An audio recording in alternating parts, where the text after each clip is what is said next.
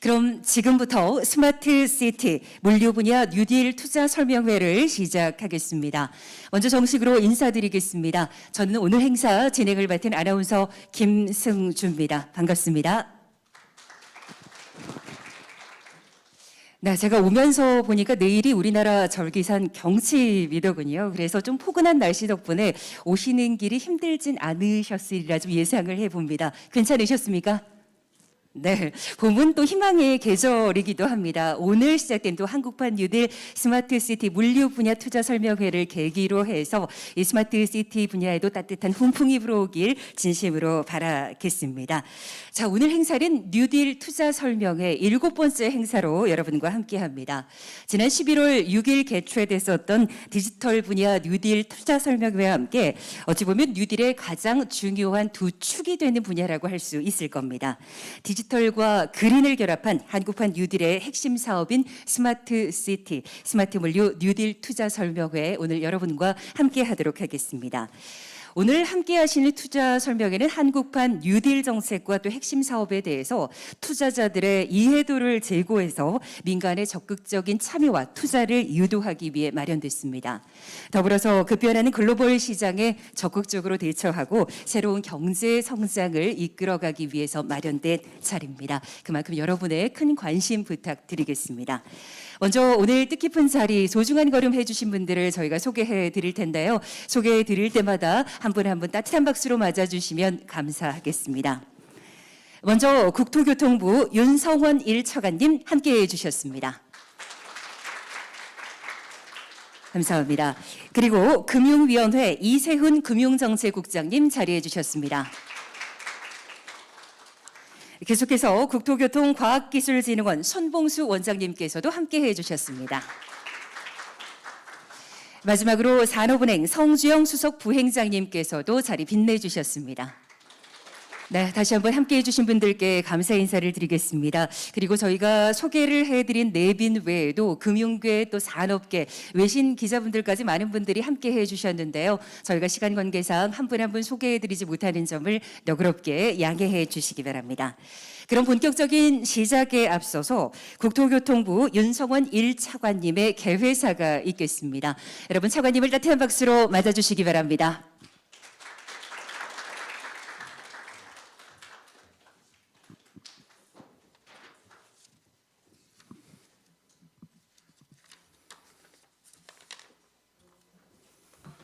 네, 여러분 반갑습니다. 국토교통부 1차관 윤성원입니다. 오늘 행사에 함께해 주신 금융위원회 이세훈 금융정책국장님, 국토교통과학기술진흥원 손봉수 원장님, 그리고 산업은행 성주영 수석부회장님께 감사의 말씀을 드립니다. 참석해 주신 기업인과 금융인 여러분, 그리고 사회적 거리두기로 인해 직접 모시지 못했지만 온라인으로 참여하고 계신 모든 분들께도 따뜻한 환영의 말씀을 드립니다. 오늘 이 자리는 관계자 여러분과 국민들께 정부가 금년에 조성 예정인 정책형 뉴딜 펀드를 소개하고 국토교통부가 뉴딜 사업의 핵심 과제로 추진 중인 스마트 시티와 스마트 물류에 대하여 상세히 설명해 드리고자 마련하였습니다. 작년은 코로나19 대유행으로 전 세계가 전례 없는 위기를 맞은 한 해였습니다. 주요 선진국들도 마이너스 성장의 늪을 벗어나지 못했고 우리나라 역시 97년 외환위기 이후 가장 어려운 시기를 보냈습니다. 그러나 우리나라는 그 어려움 속에서도 작년 OECD 국가 가운데 가장 양호한 경제 성장률을 보였습니다. 이는 어려운 여건 속에서도 혁신과 도전을 멈추지 않은 우리 기업들이 있었기에 가능했습니다. 정부는 코로나19 위기를 조기에 극복하고 우리 경제 사회의 구조적인 전환에 대응하기 위해 작년 7월 한국판 뉴딜 정책을 발표하였습니다. 디지털과 그린 뉴딜을 양대 축으로 하는 한국판 뉴딜은 변화하는 시대와 지속 가능한 발전을 선도하는 국가 발전 전략입니다. 국토교통부는 스마트 시티와 스마트 물류를 중심으로 디지털 뉴딜 사업을 역점적으로 추진하고 있습니다. 글로벌 스마트 시티 시장 규모가 2025년 8,200억 달러로 연평균 14% 이상 성장할 것으로 예상되는 가운데 세계적인 IT 강국인 대한민국의 강점을 충분히 활용한다면 스마트 시티는 우리 경제의 새로운 성장 동력이 될 것입니다. 국토교통부는 올해 본격 추진되는 세종과 부산의 국가 시범 도시를 시작으로 국민 모두가 생활의 변화를 체감하실 수 있도록 스마트 시티를 전국으로 확대해 나갈 계획입니다. 비대면 문화의 확산과 함께 급성장하고 있는 물류 시장의 안정성과 효율성을 높이기 위해 로봇, 사물 인터넷 등 첨단 기술을 접목한 스마트 물류 체계 구축도 추진하고 있습니다.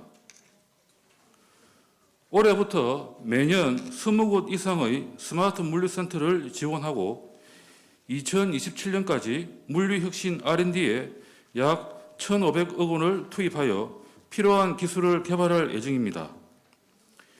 이처럼 정부가 선제적으로 투자하고 새로운 성장 발판을 만드는 데 앞장서겠지만 민간이 함께 뛰어야 충분한 성과를 거둘 수 있습니다.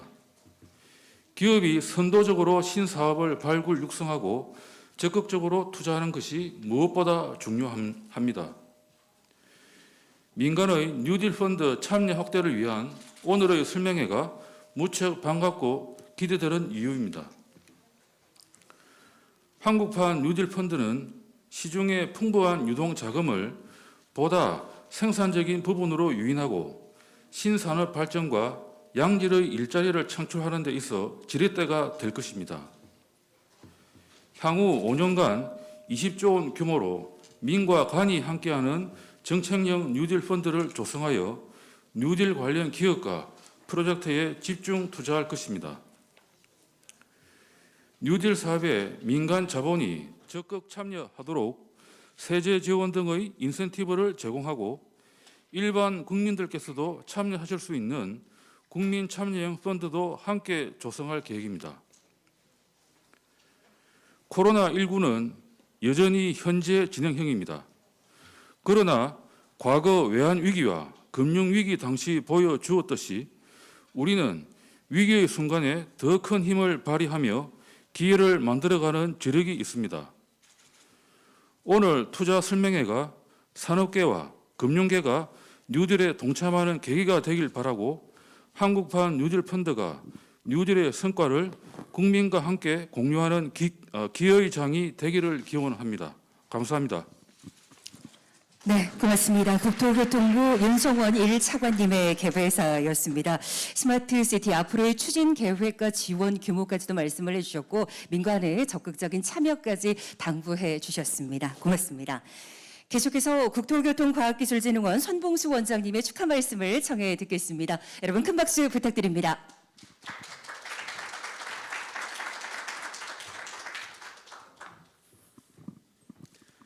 안녕하세요. 국토교통과학기술진흥원 손봉수 원장입니다. 먼저 오늘 행사를 주관하시고 바쁘신 와중에도 직접 참석해 주신 국토교통부 윤성원 차관님, 금융위원회 이세훈 국장님, 산업은행 성주영 수석 부행장님, 그리고 장병돈 부행장님, LH 한병홍 스마트도시 본부장님을 비롯하여 이 자리를 마련해 주신 기획재정부와 금융위원회 관계자들 분께 깊은 감사의 말씀을 드립니다. 또한 많은 관심을 갖고 현장과 온라인으로 참석해 주시는 산업계와 금융계 여러분께도 환영의 말씀을 드립니다. 세계 각국은 코로나19로 인한 위기를 극복함과 동시에 포스트 코로나 시대를 대비한 투자를 적극적으로 추진하고 있습니다. 여러분 모두 잘 알고 계시는 바와 같이 우리 정부도 작년 7월 한국판 뉴딜 종합계획을 발표하며 위기 극복에 적극적으로 앞장서고 있습니다. 또한 지난해 11월부터는 디지털 분야, 미래차 신재생에너지 분야, 스마트팜 분야 등 뉴딜 투자 설명회를 순차적으로 진행하고 있으며 오늘은 국토교통부의 스마트 시티와 스마트 물류를 소개하는 자리입니다. 저희 진흥원은 국토교통부의 R&D를 총괄하는 기관으로서 국토교통부와 함께 매년 R&D 사업을 지원하고 이를 통해 기술 기업을 육성하고 있습니다. 올해는 6천억 규모의 R&D 투자를 계획하고 있으며 기술 사업화를 통해 양질의 일자리를 창출하는 데 주력하고 있습니다. 오늘 소개할 스마트시티 사업은 2018년부터 국가 혁신성장 동력 프로젝트로 추진해 오고 있습니다. 이 사업은 종료 시점인 2022년까지 약 1,300억 원을 투자하여 대구시와 시흥시의 스마트시티와 관련된 다양한 기술을 실증하게 됩니다. 코로나 K 방역의 국제적 위상을 높이는 데 일조한 코로나19 역학조사 지원 시스템이 바로 국토교통부의 스마트시티 사업이 통해서 얻어진 성과 중에 하나입니다. 더불어 세종시, 부산시 등 국내 지자체뿐만 아니라 덴마크 코펜하겐, 네덜란드 암스테르담, 콜롬비아 보고타 등 해외 여러 나라의 도시와도 긴밀하게 협력하여 우리의 성과를 국내외로 보급하는 데 주력하고 있습니다. 다음으로 스마트 물류 분야에 있어서는 2014년부터 고속 자동화 물류 장비, 접이식 컨테이너 등을 추진해서 이미 핵심 기술을 확보하고 있습니다.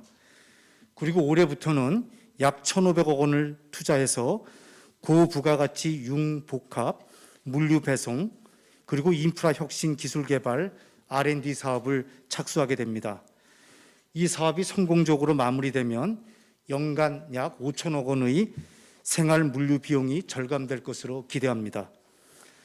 스마트 시티 사업과 스마트 물류 분야의 기업들에게는 든든한 버팀목으로 한국판 뉴딜 펀드가 절실합니다. 국토교통 분야 기술 기업이 강소 기업으로 발전할 수 있도록 오늘 참석해 주신 금융계, 산업계 여러분의 많은 관심과 참여를 간절히 부탁드립니다. 마지막으로 오늘 행사 준비를 위해 애써주신 모든 분들께 다시 한번 깊은 감사의 말씀을 드리고 참석하신 모든 분들의 건강과 행복을 기원하겠습니다. 감사합니다. 네, 고맙습니다. 국토교통과학기술진흥원 손봉수 원장님의 축하 말씀이었습니다. 계속해서 산업은행 성주영 수석 부행장님의 축하 말씀을 청해 듣겠습니다. 여러분 따뜻한 박수로 맞아주시면 감사하겠습니다.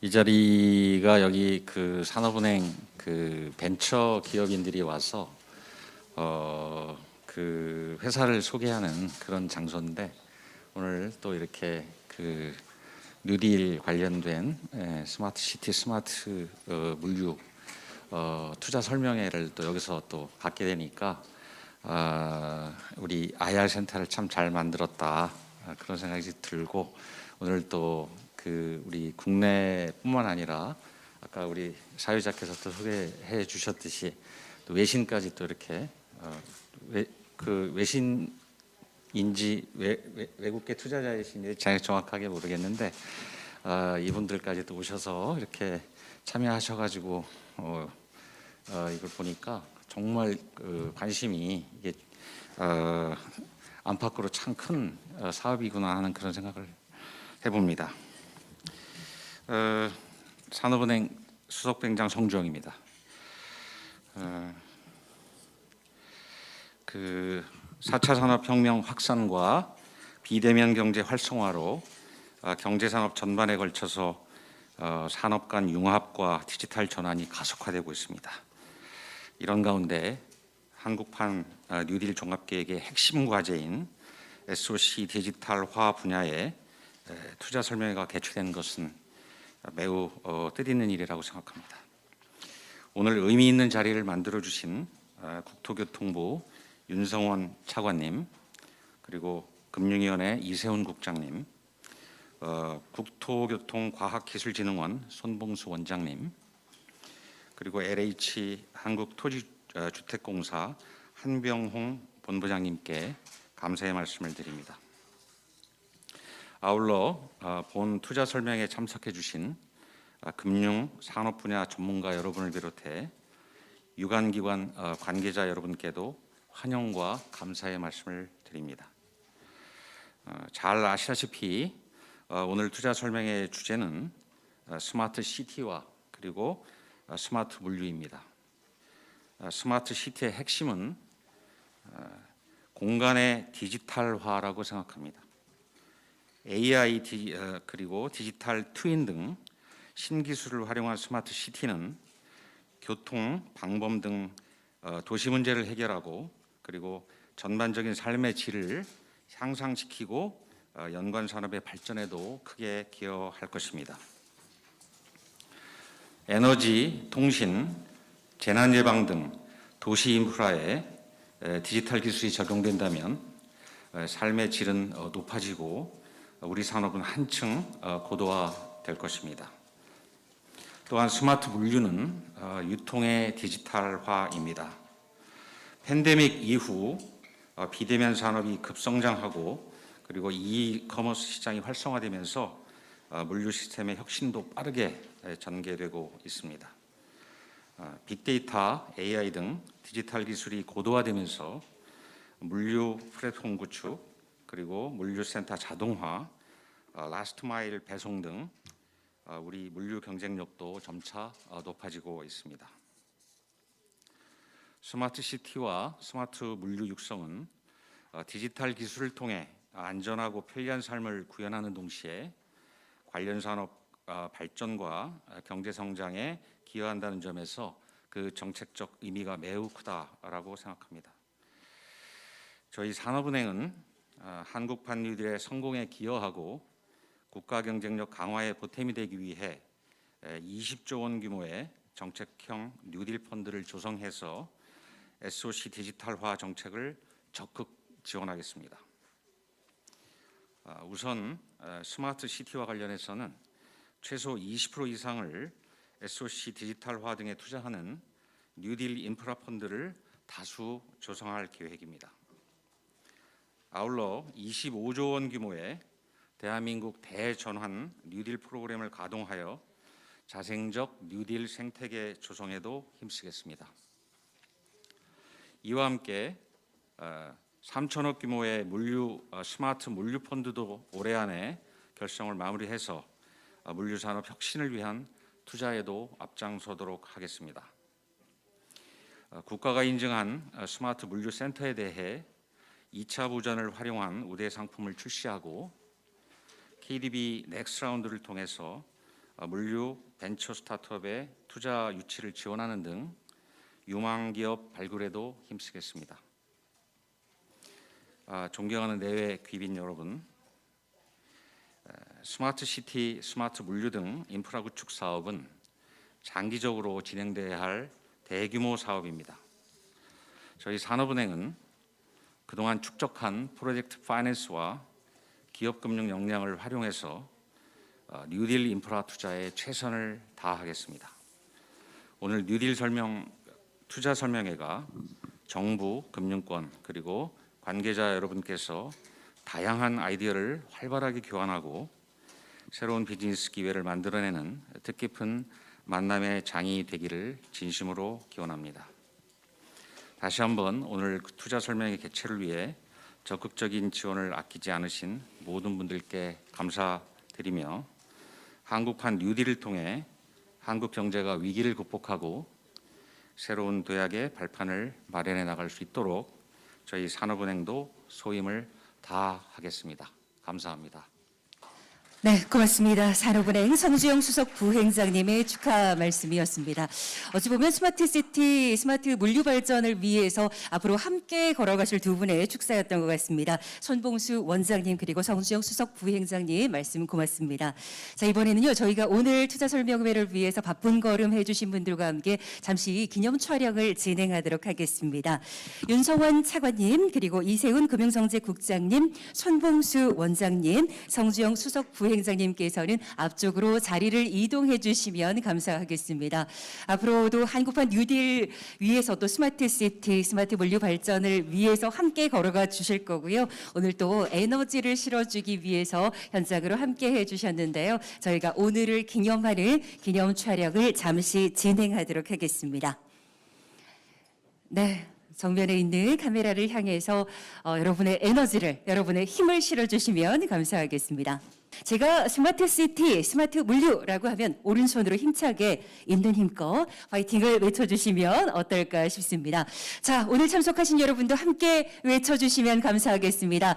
여러분과 함께 힘을 실어보죠. 스마트시티, 스마트 물류 파이팅! 네, 여러분 큰 박수로 응원해 주시면 감사하겠습니다. 네, 다시 한번 소중한 걸음 해주시고 또 스마트시티와 스마트 물류 발전을 위해서 함께 해주실 여러분께 감사의 인사를 드리도록 하겠습니다. 잠시 후에 저희 장례가 정리가 되면 본격적으로 오늘 행사 시작하도록 하겠습니다. 그리고 오늘 행사는 두 가지 유튜브 채널을 통해서 생중계가 되고 있습니다. 한국성장금융과 국토교통부 유튜브 채널을 통해서 여러분이 함께하고 계시는데요. 1부 세션과 2부 세션까지 여러분의 많은 참여를 부탁드리겠습니다. 네, 그럼 본격적으로 스마트 시티, 스마트 물류 뉴딜 투자 설명회를 진행하겠습니다. 오늘 행사를 먼저 소개를 좀 해드리면 오늘은 1부 세션과 2부 세션으로 나눠서 진행이 되고요. 중간에 저희가 휴식 시간을 잠시 갖도록 하겠습니다. 오늘 코로나19 상황에서 방역 지침 준수하면서 참석해 주신 참석자분들이 계시는데 이 휴식 시간을 통해서 좋은 정보도 나누시고 좋은 의견도 공유하시는 시간으로 함께해 주시면 감사하겠습니다. 그리고 한국성장금융과 국토교통부 유튜브 채널을 통해서 실시간으로 방송되고 있는 저희 투자 설명회 많은 분들이 관심 보내주고 계시는데요. 유튜브 채널을 통해서 보시다가 세션 발표와 관련해서 궁금한 점 있으신 분들은 유튜브 댓글로 남겨주시기 바랍니다. 저희가 1부와 2부 세션까지 끝낸 이후에 여러분의 질문에 대해서 충분히 답을 드릴 수 있는 시간을 준비하겠습니다. 자, 그럼 첫 번째 발표 여러분께 소개해 드리겠습니다. 1부 첫 번째 발표는 국토교통부 도시경제과 박선용 사무관께서 준비를 하고 계시는데요. 지금부터 스마트시티 추진 전략에 대한 발표를 시작해 주시겠습니다. 안녕하십니까. 국토교통부 도시경제과 박선용 사무관입니다. 지금부터 우리나라의 스마트시티 추진 전략에 대해서 말씀드리겠습니다. 여러분도 잘 아시다시피 스마트시티는 세계적인 화두이며 우리나라를 포함한 세계 각국에서 경쟁적으로 조성 중에 있습니다. 그렇다면 세계는 왜 스마트시티에 집중하고 있을까요? 전 세계 인구의 55%가 도시에서 바쁘게 하루를 살아가고 있습니다. 유엔은 2050년까지 인구가 90억 명으로 크게 증가하며 도시화율도 70%까지 증가할 것으로 전망하고 있습니다. 우리나라의 도시화율도 80% 이상으로 도시화가 상당히 진행되었습니다. 이처럼 도시의 인구와 자원 소비가 집중되면서 각종 사회 문제가 심화되고 있습니다. 이는 도시의 지속 가능성에 큰 위협으로 작용하고 있습니다. 이에 세계 각국은 도시 문제를 해결하고 도시의 지속 가능한 번영을 위하여 새로운 대안으로 스마트시티를 주목하기 시작했고 정방위적 노력을 지속하고 있습니다. 실제로 세계 주요국들은 시범도시 구축, 리빙랩 조성, 데이터 플랫폼 운영 등 각자의 다양한 방식으로 스마트시티를 추진하고 있습니다. 그렇다면 과연 스마트시티는 무엇일까요? 스마트시티를 한마디로 정의하기는 어렵습니다. 우리의 삶을 편리하게 바꿔주는 도시부터 자원과 환경을 보호하는 도시까지 사람마다 생각하는 스마트시티의 모습은 매우 다양합니다. 국제전기통신연합에 따르면 세계에는 120여 개에 달하는 스마트시티 정의가 존재한다고 합니다. 국가별 여건에 따라서 매우 다양하게 정의되고 있습니다. 우리나라는 스마트 시티를 4차 산업혁명의 혁신 기술을 활용하여 시민의 삶의 질을 높이고 도시의 지속 가능성을 제고하며 새로운 산업을 육성하기 위한 플랫폼으로 정의하고 있습니다. 그렇다면 우리가 가진 강점에 대해서 말씀을 드리겠습니다. 첫째, 우리나라는 스마트합니다. 우리는 5G, 스마트 기기 등 매우 우수한 ICT 인프라를 보유하고 있으며 삼성, LG와 같은 혁신 기업들도 보유하고 있습니다. 아울러서 우리 국민은 높은 인터넷 활용률과 교육 수준도 가지고 있습니다. 둘째, 우리는 다양한 도시의 경험을 보유하고 있습니다. 전쟁의 폐허 속에서 새로운 도시와 인프라를 건설하였으며 이후 급속한 도시화에 대응하기 위해서 압축적으로 도시 개발을 진행한 경험과 노하우를 보유하고 있습니다. 그리고 스마트와 도시의 강점을 결합하여 2000년대부터 유비쿼터스 도시라는 정책 브랜드 하에 다양한 스마트 솔루션을 개발해 왔습니다. 그간 우리나라에서 추진된 스마트 시티 정책 방향을 살펴보면 신도시 ICT 기술을 접목한 유비쿼터스 조성을 시작으로 그간 구축한 시스템을 연계하고 이후에는 신도시, 기존 도시, 노후 도시 등 도시 성장 단계별로 스마트 시티를 조성하는 등 단계적으로 확장 그리고 진화해 왔습니다. 스마트 시티 추진 전략에 대해 보다 자세한 설명을 드리도록 하겠습니다. 우리나라는 스마트 시티를 통하여 당면한 도시 문제를 해결하고 모든 시민을 배려하는 포용성을 지향하는 한편 혁신 생태계 구축을 위한 글로벌 협력을 강화하고자 합니다. 스마트 시티 추진 전략은 다음과 같이 크게 4가지로 구성되어 있습니다. 첫째, 신도시 기존 도시에 따른 맞춤형 스마트 시티를 조성하고자 합니다. 둘째, R&D 추진, 인적 자원 확보 등 기반을 구축합니다. 셋째, 혁신 생태계 구축을 위해서 규제 개선과 같은 다양한 정책을 추진합니다. 넷째, 세계 각국과 경험과 지혜를 공유하기 위하여 글로벌 협력을 강화하고자 합니다. 첫 번째 전략인 맞춤형 도시 모델 조성에 대해서 말씀드리겠습니다. 먼저 국가 시범 도시는 백지 상태 부지에 4차 산업혁명 기술을 총집약하는 미래 도시 모델로서 세종 5-1 생활권과 부산 에코델타시티 두 곳에서 진행되고 있습니다. 세종은 2023년, 부산은 2021년에 입주를 목표로 하고 있습니다. 먼저 세종입니다. 세종은 인공지능 기반의 도시를 컨셉으로 모빌리티, 헬스케어, 교육, 에너지 등 7대 혁신 요소를 통하여 시민의 일상을 바꾸는 스마트 시티를 조성하고자 합니다. 특히 세종은 모빌리티 분야의 혁신적인 시도를 계획하고 있습니다. 도시 일부 구역을 소유 차량 제한 구역으로 설정하고 해당 구역 내에서는 퍼스널 모빌리티나 자율주행 셔틀과 같은 스마트 모빌리티를 활용하고자 합니다. 아울러 버스, 택시, 자전거, 퍼스널 모빌리티 등 모든 교통수단을 하나의 플랫폼으로 연결하는 서비스도 도입하고자 합니다. 다음은 헬스케어입니다. 세종은 도시가 하나의 거대한 병원처럼 기능하는 헬스케어 테스트베드도 구축하고자 합니다. 예컨대 긴급 상황이 발생한 경우 최적 경로로 출동 구조하고 이동하면서 환자 상태를 실시간으로 전송하여 병원 도착 즉시 맞춤형 치료가 가능하고자 합니다. 다음은 세종에서 가장 먼저 만나볼 수 있는 버스타운입니다. 모빌리티, 헬스케어 등 세종에서 구현될 혁신 서비스를 먼저 체험하고 다양한 기술을 실증해볼 수 있는 혁신 공간입니다. 현재 공사를 진행 중이며 올해 말 오픈 예정입니다. 다음은 부산 시범도시입니다. 부산은 데이터와 증강현실 기반의 도시를 컨셉으로 로봇, 물, 에너지 등 10대 혁신 요소를 통하여 최첨단 수변 도시를 조성하고자 합니다. 먼저 로봇 분야입니다. 부산은 세계적인 로봇 도시로 조성할 계획입니다. 이를 위하여 로봇 클러스터를 조성하는 한편 사회적 약자를 위한 케어 로봇, 택배, 주차 로봇 등 다양한 생활 로봇도 도입할 계획입니다.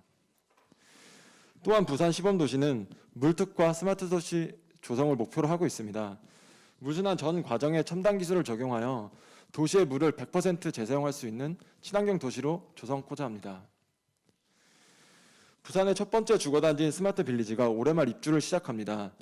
총 56세대인 스마트 빌리지는 모든 세대가 제로에너지 주택으로 건설되며 실제 사람이 거주하며 혁신 서비스를 체험할 수 있습니다. 이러한 시범도시에 검증된 서비스는 앞으로 조성될 3기 신도시 등에도 적극 도입할 계획입니다. 기존 도시를 대상으로도 스마트화를 촉진하기 위한 다양한 사업이 추진 중에 있습니다. 그중 가장 대표적인 사업인 스마트 챌린지 사업에 대해서 말씀드리겠습니다.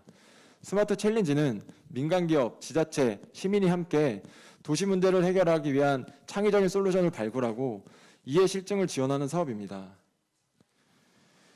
도시 전역의 스마트 솔루션을 구축하는 시티 챌린지, 인구 50만 이하 중소도시에서 교통 안전 방법 등을 특화하는 타운 챌린지, 그리고 올해 신규 도입된 효과가 검증된 서비스를 확산 사업, 그리고 대학의 연구 성과를 활용하여 솔루션을 발굴하는 타운 챌린지 등 4개로 구분됩니다.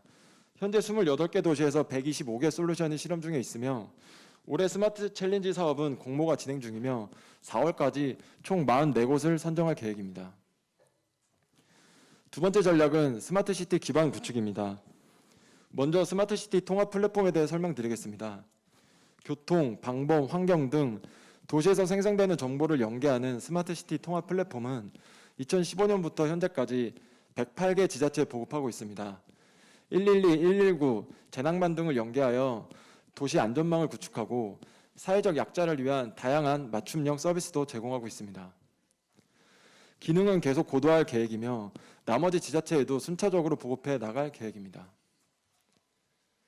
또한 데이터에 기반한 스마트 도시 조성을 목표로 대구시, 시흥시에서 기술 데이터 허브 플랫폼을 개발하고 실증하고 있습니다. 2018년부터 2022년까지 총 5년간 약 1,300억 원이 투자되는 사업으로 총 76개의 기업, 연구기관, 대학교 등이 참여하고 있습니다. 한편 동 시스템을 활용하여 코로나 확진자의 동선 파악 시간을 획기적으로 단축하는 코로나19 역학조사 지원 시스템을 개발하여 현재 운영 중에 있습니다. 스마트시티 관련 혁신 윤제도 육성코자 합니다. 서울대, 카이스트 등 6개 대학과 함께 매년 360명 대학생에게 장학금, 인턴십 및 창업 지원 등을 지원하고 있습니다.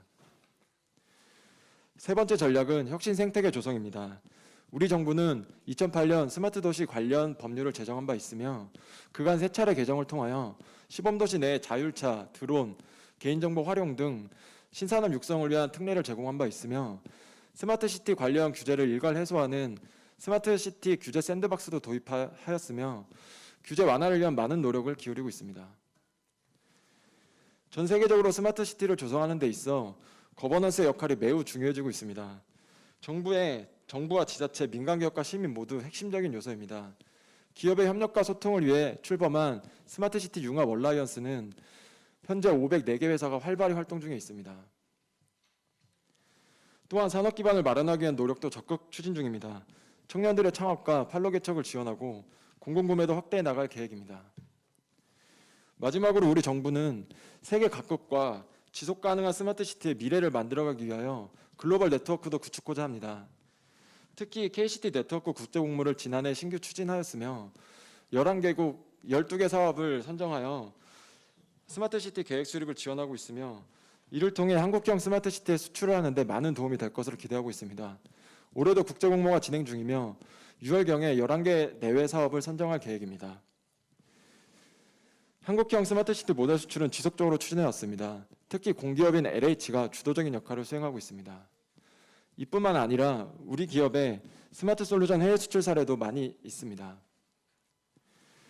19년부터 새롭게 출범한 월드 스마트 시티 엑스포를 글로벌 이슈를 선도하는 동아시아 최대 국제 행사 규모로 키우고자 합니다. 이를 위해 G2G, B2B 협력을 강화하고 전시와 컨퍼런스 프로그램도 다채롭게 구성할 계획입니다. 아쉽게도 코로나19 영향으로 지난해에는 개최하지 못하였지만 올해는 9월 8일부터 9월 10일까지 3일간 개최할 예정입니다. 많은 관심과 참여 부탁드리겠습니다. 이것으로 스마트 시티 추진 전략에 대한 발표를 마치도록 하겠습니다. 감사합니다. 네, 고맙습니다. 1부 첫 번째 발표 잘 들었습니다. 국토교통부 도시경제과 박선영 사무관님의 발표였습니다. 세계가 왜 스마트 시티에 집중하는가라는 그 원인 분석을 시작으로 해서 대한민국이 갖는 그 장점, 강점은 어떤 것이 있는가를 언급해 주셨고요. 앞으로 추진해 나갈 4가지 전략까지 발표에 담아 주셨습니다. 계속해서 두 번째 발표 이어가겠습니다. 두 번째 발표는 스마트 시티 국가 시범 도시 및 앞서 잠시 등장을 했습니다만 다만 스마트 챌린지 추진 현황에 대한 발표를 이어가 주시겠습니다. 신광호 LH 스마트 개발처장님이 수고를 해 주시겠습니다. 어떤 내용들을 여러분과 공유해 주실지 지금부터 청해 듣겠습니다. 예, 안녕하십니까. 방금 소개받은 LH 스마트시티 도시개발처장 신광호입니다. 지금부터 LH 스마트시티 조성 및 투자 계획에 대한 설명을 드리겠습니다. 4차 산업혁명은 우리의 삶과 도시를 바꿀 만큼 영향이 크며 첨단 정보통신 기술이 도시에 녹아들어 스마트시티로 거듭나고 있습니다. LH에서도 도시 문제 해결과 융합 신산업의 창조적 엔진인 스마트시티의 조성에 역량을 기울이고 있습니다. 발표 내용은 LH에 대한 간단한 소개와 LH의 스마트시티 조성 현황 및 투자 계획에 대해서 말씀드리겠습니다. LH는 국민의 주거 생활 향상과 국토의 효율적 이용을 통해 국민 경제 발전에 기여하기 목적으로 2009년 10월 설립되었습니다. 주요 사업으로는 토지의 취득 개발 및 비축 공급, 주택의 건설, 도시 개발 정비, 남북 경협, 도시재생 사업, 해외 사업에 여러 가지 사업을 수행하고 있으며 정원은 9,700명입니다. 재무 현황입니다. 자산은 184.3조, 부채는 131.9조 원입니다. 당기 순이익은 1.4조 원으로 공기업 최고 수준입니다. 주요 사업 현황입니다. 20만 호의 주택 건설과 128만 호의 임대주택 건설 운영을 통해 개인과 가족의 터전을 만들어 왔으며 택지 개발과 지역 균형 개발 사업을 통해 사회 발전의 터전인 도시를 만들어 왔습니다. 아울러 산업 물류 단지를 통해 국가 경제의 발전의 터전을 만들어 왔습니다. 2050년까지 전 세계 인구의 65%가, 한국은 88%가 도시에서 거주할 것으로 예측되고 있습니다. 급격한 도시화와 따른 각종 도시 문제가 발생하고 있으며 과거 방식으로는 문제를 해결하기에 한계에 이르고 있습니다. 지금 도시는 변화가 필요하고 LH는 그 해답을 스마트 시티에서 찾고 있습니다. LH는 정부 정책에 부응하고 시민의 삶의 질의 향상과 국가 혁신 성장을 선도하기 위해 다양한 스마트 시티 사업을 추진하고 있습니다. 저희 나라는 기존 도시 위주로 스마트 시티를 조성하는 유럽 선진국과는 달리 신도시 개발과 기존 도시 재생 사업이 동시에 진행되고 있습니다. 아울러 도시 성장 단계별 다양한 스마트 시티를 만들 수 있는 장점이 있다 하겠습니다. 대한민국의 대표 스마트 시티인 세종입니다. 세종은 2030년까지 장기적으로 시행되는 사업으로 50만 명이 거주하는 데입니다. 현재 전체 면적의 60%가 조성되었으며 27만여 명이 거주하고 있습니다. 30년까지 조성되는 사업임에 따라 최신의 스마트 기술과 서비스를 지속 도입하고 시민 피드백을 통해서 개선하고 있습니다.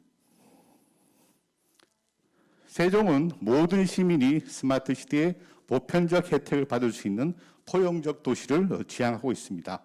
또한 시민 니즈에 맞는 서비스와 정책 발굴을 위해 공공, 민간, 시민의 파트너십을 강화하고 있으며 빅데이터를 통한 도시 문제 해결과 데이터 기반의 도시로 도약을 위해 디지털 트윈 등을 구축하고 있습니다. 18년 1월 국가 시범도시로 지정된 세종 5-1 생활권입니다. 공공, 민간, SPC가 도시를 운영하며 지속적인 서비스 개선과 함께 오픈 데이터를 통해 민간 기업이 비즈니스 모델을 창출하고 도시 내에서 실증할 수 있는 환경을 제공할 계획입니다. 세종 국가 시범도시는 차량 위주의 도시 구조로 인한 폐해를 극복하기 위해 보행 중심의 도시 가치를 복원하고자 공유차 기반 구역을 도입하였습니다. 공유차 기반 구역 내에는 개인 차량 이용을 제한됩니다. 내부는 보행 중심으로 퍼스널 모빌리티와 자율주행 서트를 이행하고 외부는 간선 급행버스, 공유차 등을 통해 이루어지게 됩니다. 공유차 기반 구역은 미래 기술을 통해 시민의 불편을 최소화하고자 하는 스마트 시티의 대표적인 예라고 할 수 있습니다.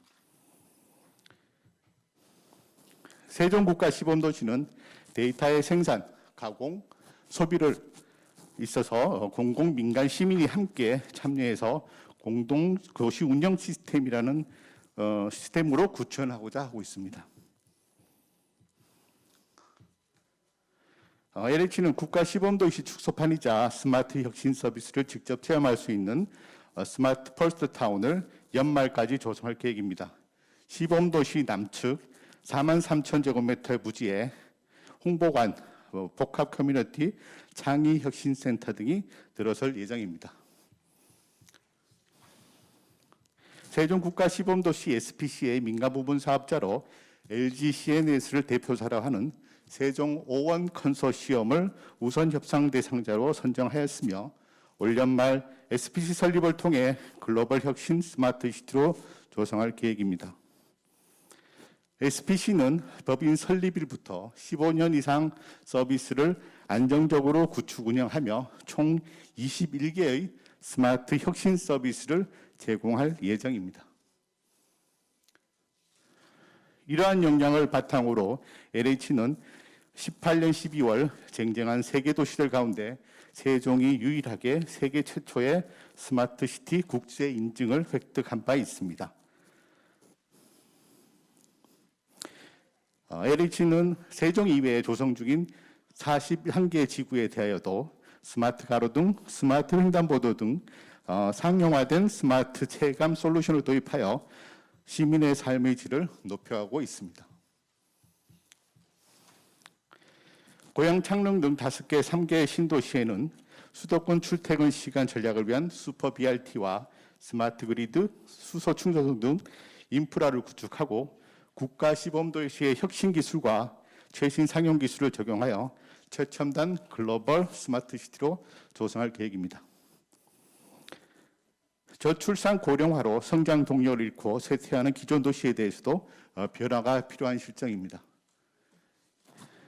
18년부터 지역 특색에 맞는 스마트 솔루션을 도입하는 스마트 타운 챌린지 사업을 추진하고 있으며 역사 문화를 테마로 한 김해에는 스마트 모빌리티, 스마트 주차장, 미디어 파사드 등 미디어 파사드 서비스를 제공하여 관광객의 편의와 역사 정보를 제공하고 있습니다. 2021년에는 기존의 스마트 챌린지 사업에서 효과가 검증된 우수 솔루션을 지방 소도시까지 확산하는 스마트 시티 솔루션 확산 사업을 추진할 예정으로 있습니다.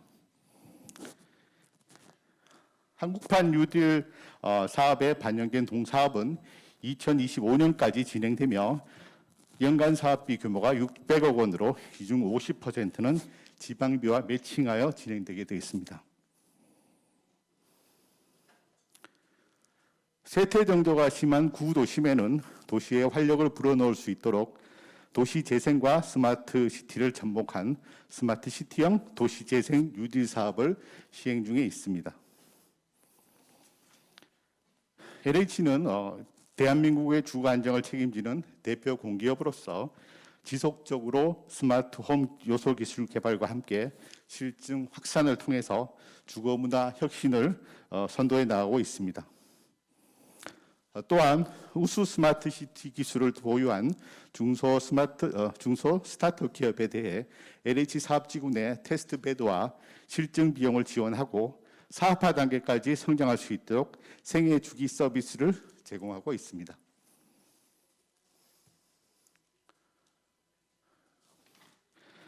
일자리 창출 및 혁신 창업 생태계 구축을 위해 동탄2 인큐베이팅 센터를 추진 중에 있으며 2022년 상반기에 입주를 목표로 하고 있습니다. 메이커 스페이스, 코워킹 스페이스 등 창업 공간과 공공 임대주택을 저렴한 임대료로 제공할 예정으로 2023년까지 519억을 추가로 투입할 예정입니다.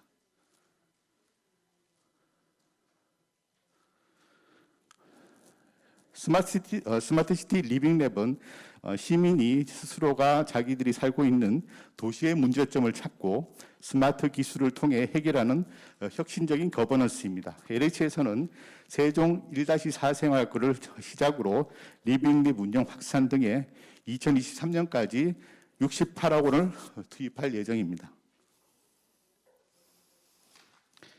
LH는 데이터 중심의 도시 운영을 위해 중장기 로드맵을 마련하고 데이터의 수집 분석 활용을 위한 시민 참여형 플랫폼을 구축을 통해서 도시 문제를 해결하고 데이터 신규 서비스 발굴과 함께 비즈니스 모델을 만들어 나갈 계획입니다. 18년에는 세종시, 화성시와 협업하여 도시 문제를 해결책을 찾는 다양한 실험을 한 바 있습니다. 19년도에는 클라우딩 소싱 기반 플랫폼인 컴파스를 구축하였습니다. 현재까지 컴파스를 이용하여 10개의 지자체의 도시 문제 해결 솔루션을 도출하였으며 도출된 솔루션은 지자체의 정책 수립에 활용되고 있습니다. 예를 들어 김해시 화재 발생 예측 모델은 화재 발생 예측 정확도가 최대 83%로 김해시에서 지금 CCTV 설치 등 화재 예방 활동에 적극 활용하고 있습니다. 또한 LH는 공간 데이터 기반의 부동산 종합정보, 산업단지 입지 분석 서비스 등을 다양한 정보를 제공하고 있습니다. LH의 통합적인 도시운영 관리 기술과 데이터 기반의 도시운영을 접목한 LH형 도시 플랫폼을 구축하여 글로벌 무대에서 자신 있게 내놓을 수 있는 새로운 한류 상품으로 발전시켜 나갈 계획입니다. 앞으로 10년 후 도시 인구만 11억 명이 증가할 것으로 예상되고 있습니다. 베트남, 미얀마 등 신흥국에는 대규모 개발 수요가 발생될 것으로 예상되고 있습니다. 정부에서도 신남방 정책을 필두로 1조 5천억 규모의 글로벌 펀드 조성과 함께 ODA 사업을 활용하여 민간의 스마트 시티 진출을 적극 지원 중에 있습니다. LH는 현재 쿠웨이트, 미얀마, 베트남 등 다양한 국가에서 도시 여건과 경제 상황에 맞는 스마트 시티 조성을 위한 협력을 진행하고 있습니다. 압둘라 신도시입니다. 쿠웨이트 압둘라 신도시는 2.6조 원의 규모의 메머드급 신도시로서 19년 1월 쿠웨이트 정부와 예비 사업 약정을 체결한 바 있으며 LH는 도시 조성과 함께 에너지 인프라 부분에 주요 스마트 서비스를 제공할 계획입니다. LH는 매년 월드 스마트 시티 엑스포를 개최하고 있으며 국내 최초 스마트 시티 홍보관인 스마티움을 운영 중입니다. 아울러 국제 인증 홍보, 국제 인증 확대 등 다양한 스마트 시티 홍보 활동을 함께 진행하고 있습니다. 한국판 뉴딜 펀드에 대한 관심 및 투자가 향후에도 지속적으로 이루어지기를 기망하며 오늘 발표를 마치겠습니다. 감사합니다. 네, 발표 잘 들었습니다. 신광호 LH 스마트 개발 처장님의 발표였습니다. 대한민국 대표 스마트시티 세종에서 추진되고 있는 스마트시티 관련 사업이라든가 추진 경과에 대해서도 들어볼 수가 있었고요. 앞으로 기대되는 효과라든가 LH의 해외 진출 전략까지도 함께 할 수 있는 시간이었습니다. 그리고 여러분께 잠시 양해 말씀을 좀 부탁드리겠습니다. 저 역시나 코로나 방역 수칙을 지키기 위해서 마스크를 착용하고 있습니다만 물론 여러분도 착용하고 계시지요. 발표자분들께서도 마스크를 착용하고 발표하는 게 쉽지 않아서 조금 숨이 거치실 수도 있고요. 발음이 정확하게 전달되지 못하는 점도 있다는 점 너그럽게 양해해 주시면 감사하겠습니다. 자, 다음 순서 이어가겠습니다. 세 번째 발표인데요. 세 번째 발표는 K 물류 도약을 위한 스마트 물류 체계 구축에 대한 내용으로 함께 하겠습니다. 국토교통부 첨단 물류과 강윤진 사무관님께서 진행해 주시겠습니다. 네, 안녕하십니까. 물류산업 혁신을 위한 K-스마트 물류체계 구축 발표를 시작하겠습니다. 저는 국토교통부 첨단물류과 강윤진 사무관이라고 합니다. 목차는 다음과 같습니다. 먼저 우리 물류산업이 처한 환경 변화에 대해서 설명드리겠습니다. 모든 것이 연결되고 초고속화되는 4차 산업혁명이 일어나면서 물류산업도 급격한 변화를 맞이하고 있습니다. 전자상거래 확산이나 1인 가구 증가 등과 같은 사회경제적 변화로 인해서 물류업계는 소량 다품종의 물류를 빠른 시간 내에 효율적으로 처리해야 되는 과제에 직면하게 되었고, 이로 인해서 물류창고는 점점 대형화되고 고도화되는 추세입니다. 미국, 독일 등 주요국이나 아마존과 같은 선진 물류 기업들은 속도와 효율이 곧 핵심 경쟁력임을 간파하고 IoT, AI, 로봇 등과 같은 4차 산업혁명 요소 기술들을 물류 처리 전 과정에 적용해 나가고 있는 추세입니다. 또 잘 아시는 것처럼 코로나19로 인해서 비대면 사회가 우리 곁에 좀 더 빠르게 다가오면서 특히 생활물류 산업 위주로 폭발적인 성장이 이루어지고 있습니다. 보시면 19년 대비 20년에는 전년 대비 20% 이상 증가, 택배 물동량 등이 증가한 것을 알 수 있고, 특히 온라인 신선식품 구매 규모 역시 2010년 대비 3배 이상 성장하고 있는 것을 알 수 있습니다. 이러한 택배 산업 성장의 이면에는 택배 기사의 장시간 고강도 노동에 일하는 그늘도 존재하고 있습니다. 물론 이러한 택배 근로 환경을 근본적으로 개선하기 위해서는 다각도의 접근이 필요하겠지만, 택배 터미널 내 노동 강도를 저감할 수 있는 자동화 설비 도입 역시 중요한 저희의 정책적 축 중의 하나입니다. 이러한 환경 변화에 대응하여 저희 국토교통부는 우리 물류 산업이 글로벌 경쟁력을 갖춘 선도 기업으로 거듭날 수 있도록 K 스마트 물류 구현이라는 비전 하에 지원 정책을 추진해 나가고 있습니다. 그간 노동 집약적 산업이란 인식 아래 부족했던 민간 투자를 활성화하고 국산 첨단 물류 기술을 확보하며, 특히 업계에서 지금 현재 요구가 높은 도심 내 생활 물류 시설을 확충하는 데도 적극적으로 지원해 나갈 계획입니다. 이를 통해서 전체 물류 과정에 자동화 첨단화를 이루어내고 스마트 물류 인프라를 충분히 확충하여 K 스마트 물류를 구현하는 것이 저희의 목표입니다. 스마트 물류란 IoT, 로봇, 인공지능 등 첨단 기술을 이용해서 입고부터 출고까지 물류 전 단계에 걸쳐서 자원이나 화물의 이동을 자율적으로 통제하고 최적화 효율화를 하는 시스템을 의미합니다. 고도화된 스마트 물류센터는 단순한 디지털화나 자동화를 넘어 전체 물류 프로세스를 스스로 판단하고 최적화 효율화하는 수준까지 달성할 수 있을 것입니다.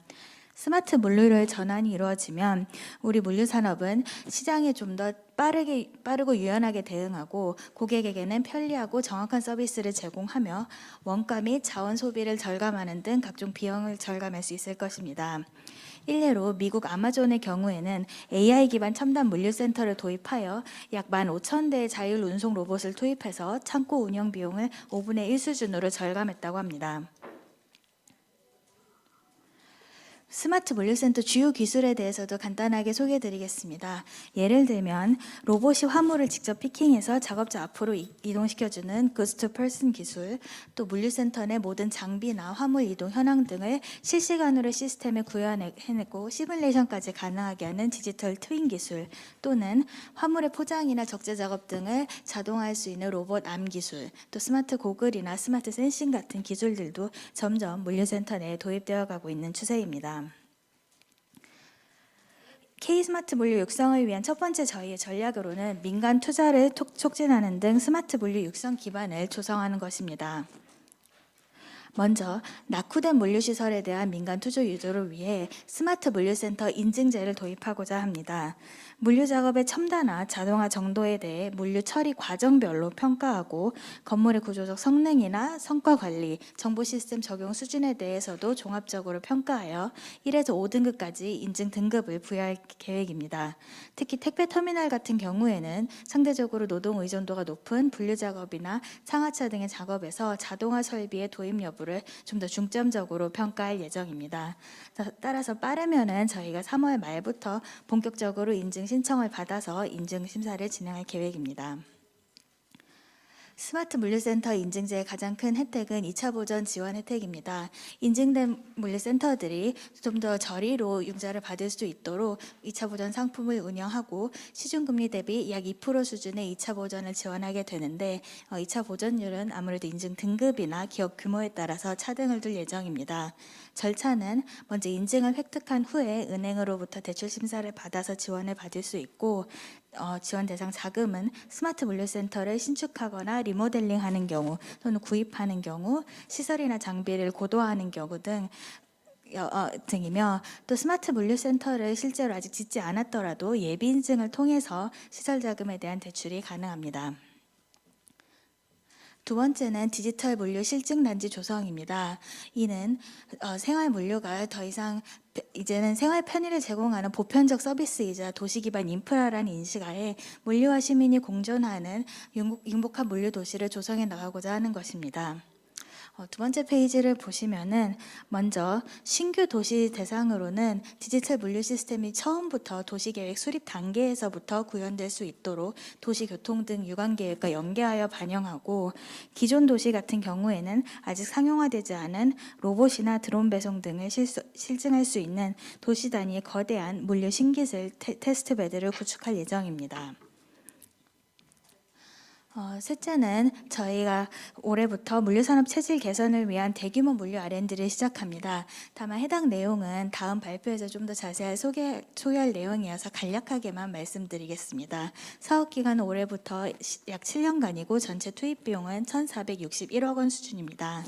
그리고 총 2대 중점 분야의 13개 핵심 기술을 개발할 예정이며 대표적인 기술을 몇 개 소개드리면 도시철도 등 지하 공간을 활용한 도시공동 물류 기술이라든지 아니면 재사용 가능한 포장 기술, 전기 배달 이륜차와 같은 친환경 기술, 그리고 또 안전한 콜드체인 운송을 위한 실시간 모니터링 체계 구축 기술 등이 있습니다. 두 번째로는 스마트 물류 인프라를 적재적소에 확충하는 것입니다. 먼저 생활물류 수요가 집중되는 수도권 교통 교점에 이커머스 지원을 위한 물류단지 3개소를 조성할 예정입니다.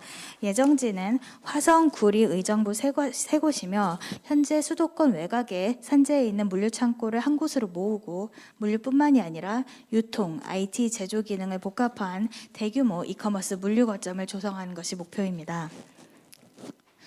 구체적 단지별 개요는 다음과 같습니다. 먼저 화성 구리의 경우 현재 LH가 사업 시행자로서 공공기관 예타를 받기 위해서 올해 준비하고 있습니다.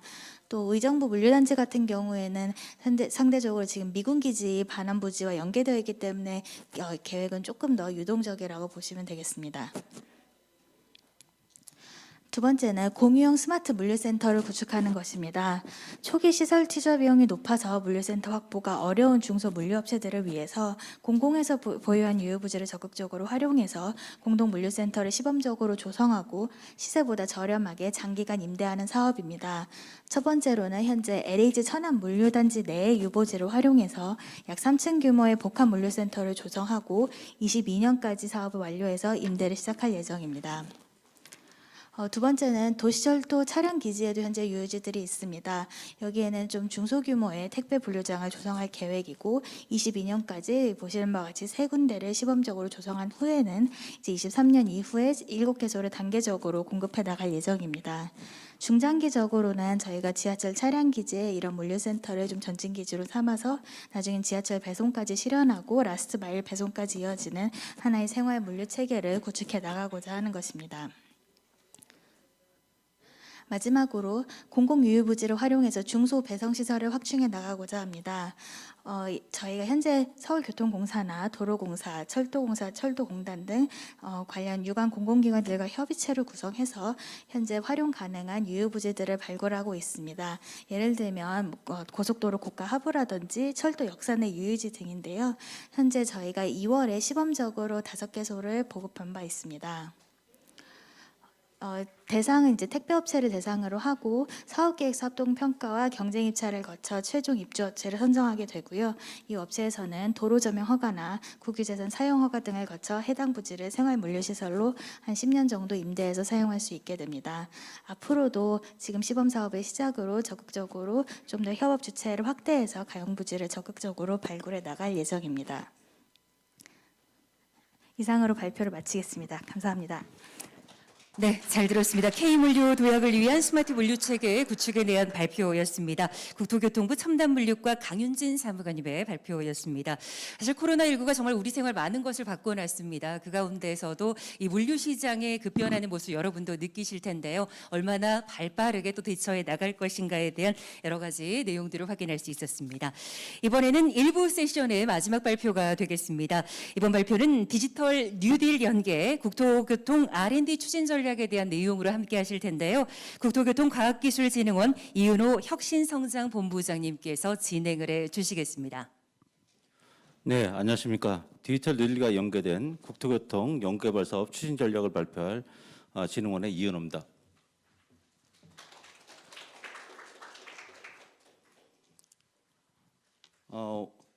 오늘의 자리가 국토교통 연구개발 사업의 투자가 디지털 뉴딜에 연계되고 그리고 소중한 이런 첫걸음이 되기를 바라면서 발표 시작하겠습니다.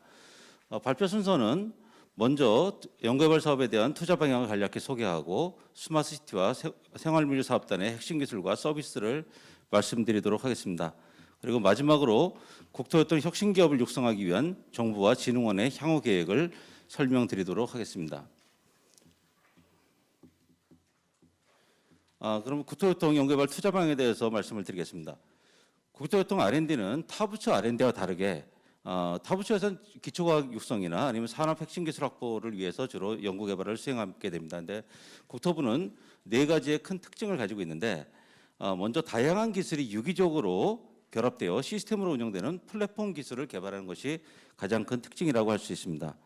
두 번째로는 기술 적용의 대상이 인프라입니다. 그래서 연구 성과를 인프라에 적용하여 국토의 가치를 향상시키고 그리고 지역 균형 발전과 고용 창출에 기여하는 게 가장 큰 특징 중에 하나고요. 세 번째로는 기술의 수요가 공공 분야입니다. 그래서 따라서 기술의 전주기적인 성능과 안전성 검증이 매우 중요한 특징을 가지고 있습니다. 마지막으로는 한국형 고속열차나 코로나 역학조사 지원 시스템과 같이 기술 개발의 성과를 국민들이 직접 경험할 수 있어 국민의 체감도가 높은 특징을 가지고 있습니다.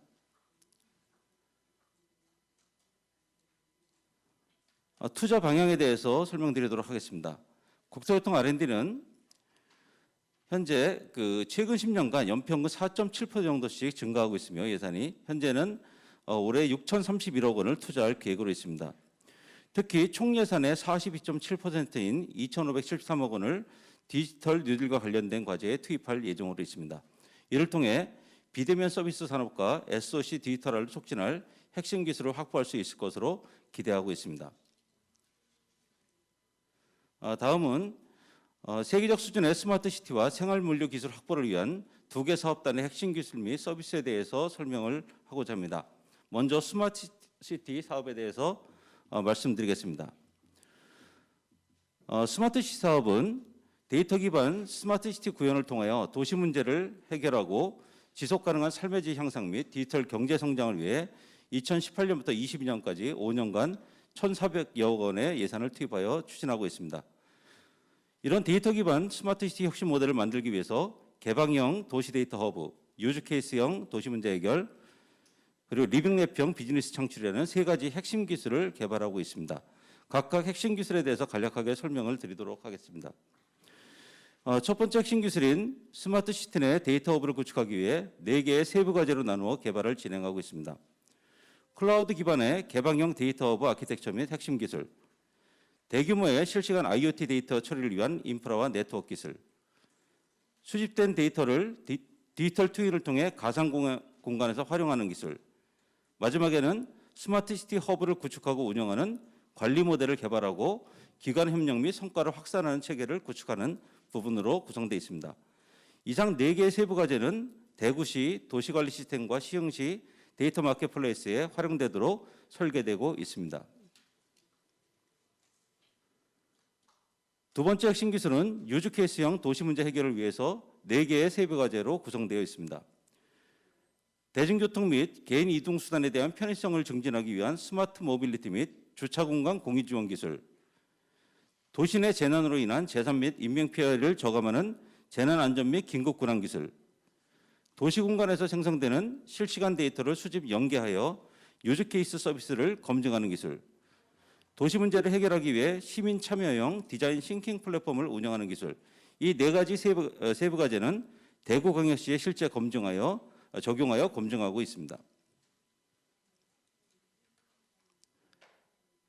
세 번째 핵심 기술은 리빙랩형 비즈니스를 창출하기 위한 5개의 세부 과제로 구성하여 개발하고 있습니다.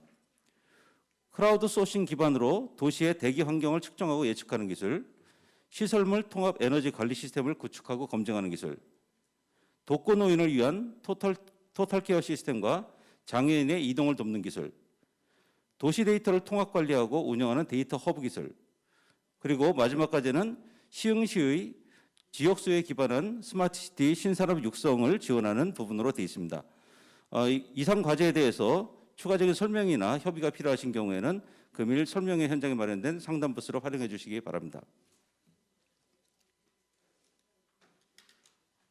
다음은 생활물류 혁신 사업에 대해서 말씀드리도록 하겠습니다. 앞서 발표자께서 말씀하신 것처럼 생활물류 혁신 사업은 물류산업의 스마트화와 사회문제 해결을 통한 사람 중심의 물류산업 혁신이라는 목적을 가지고 올해부터 7년간 총 1,461억 원의 예산을 투입하여 추진할 예정입니다. 올 상반기 중에는 생활물류 배송 및 인프라 기술, 그리고 물류 디지털 정보통합 기술 2가지 중점 분야에 대해서 핵심 기술을 개발할 연구기관을 선정하고 본격적인 연구 개발을 상반기 내에 착수할 예정입니다. 각 핵심 기술에 대해서 간략하게 설명드리도록 하겠습니다. 첫 번째 핵심 기술은 공공인프라 기반 도시공동 물류기술입니다. 기존 택배사별로 운영되던 거점센터를 통합한 공동 물류센터를 위한 인프라와 장비를 개발하고 도시철도 차량을 통해 물류를 처리하는 기술을 확보하는 부분이 되겠습니다. 두 번째 핵심 기술은 생활물류 안전과 환경 부하를 저감하는 배송 및 포장 기술입니다. 좋은 상품 배송에 적합한 패키징 용기를 개발하여 포장용 생활 폐기물을 감소시키고 경유차 운영으로 인한 환경 오염을 감소시키는 기술을 개발하는 것이 주된 내용이 되겠습니다. 세 번째 핵심 기술은 배송기사의 업무 환경을 개선시키기 위한 스마트 말단 배송 및 보관 기술이고요. 네 번째 핵심 기술은 물류기업의 효율성 형성을 위한 디지털 정보 통합관리 플랫폼 구축 기술이 되겠습니다. 그래서 공공물류정보 데이터베이스 관리 플랫폼을 개발해서 화물 운송 사업 정보와 창고 및 시설 정보를 통합하고 육상 화물 운송 정보를 연계하여 민간 물류기업에 제공하는 내용이 되겠습니다.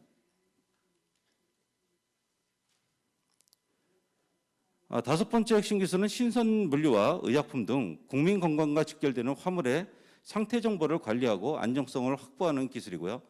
여섯 번째는 물류 비즈니스 활동을 지원하는 디지털 솔루션 기술이 되겠습니다.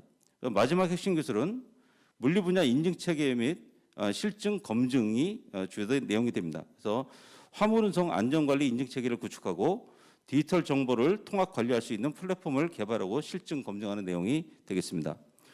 이상 내용에 대해서 관심이 있으신 분들은 행사가 끝난 후에 상담 부스를 방문해 주시기 바랍니다. 마지막으로 국토교통 혁신 중소벤처기업을 육성하기 위한 주요 프로그램을 간략히 설명드리도록 하겠습니다. 국토교통부와 국토교통과학기술진흥원은 혁신기술의 개발과 중소벤처기업의 판로 개척을 위해 수요 연계형 R&D로 중소기업이 보유하고 있는 기술의 시작품 제작과 인증 및 검증을 지원하고 있으며 올해는 공공기관의 구매 조건부 R&D에도 32억 원을 지원하고 있습니다. 그리고 올 3월까지 온라인 기술마켓을 구축하여 우수기업의 판로 개척과 홍보를 지원하고 발주처와 투자자의 네트워크를 확대할 예정입니다. 또한 민간 투자를 확보한 기업에 대해서는 추가 기술 개발, 인증 및 사업화 비용을 추가로 지급하는 민간 투자 연계형 자금도 지원하고 있습니다. 국토교통 분야 예비 창업자를 지원하고 초기 창업기업의 스케일업을 위한 다양한 창업 지원 프로그램도 운영하고 있습니다. 첫 번째로는 중기부의 창업 지원 패키지와 연계한 창업 프로그램을 운영하고 올 하반기에는 국토교통 K 스타트업 대전을 개최할 예정입니다. 둘째로는 초기 창업기업의 기술 사업화를 지원하기 위해 올해 34억 원의 자금을 지원할 계획입니다. 셋째로는 국토교통 기업을 위한 사업 공간 및 원스톱 지원 서비스를 제공하기 위해 국토교통 벤처밸리를 준비하고 있습니다. 마지막으로 중소벤처기업의 비즈니스 개척에 애로사항 해소를 위해 규제 샌드박스를 활성화하고 개선 활동을 활발히 진행하고 있습니다. 진흥원은 디지털 뉴딜 정책을 성공적으로 지원할 다양한 연구개발 프로그램과 중소벤처기업의 창업 및 스케일업을 위한 지원 체계를 가지고 있습니다. 앞으로 여러분들의 많은 관심을 바라겠습니다. 감사합니다. 네, 발표 잘 들었습니다. 국토교통과학기술진흥원 이은호 혁신성장본부장님의 발표였습니다. 국토교통 R&D의 특징과 또 핵심 기술까지도 여러분과 함께 하셨고요. 또 궁금하거나 관심 있는 분들의 참여를 권하시는 멘트까지 발표에 담아주셨습니다. 고맙습니다. 이것으로 저희가 1부 세션에서 준비한 내용은 모두 마무리가 됐습니다. 아마 발표 함께 하시면서 궁금한 점이나 질문 있습니다 하는 분들 계실 텐데요. 저희가 2부 세션까지 진행을 한 이후에 여러분의 궁금증에 대해서 답을 드리도록 하겠습니다. 이상으로 스마트시티, 스마트 물류 분야 뉴딜 투자 설명의 1부는 여기까지 진행을 하겠고요. 잠시 휴식 시간을 가지신 이후에 저희가 2부 시간 이어가도록 하겠습니다. 3시 20분부터 2부 세션은 이어가겠습니다.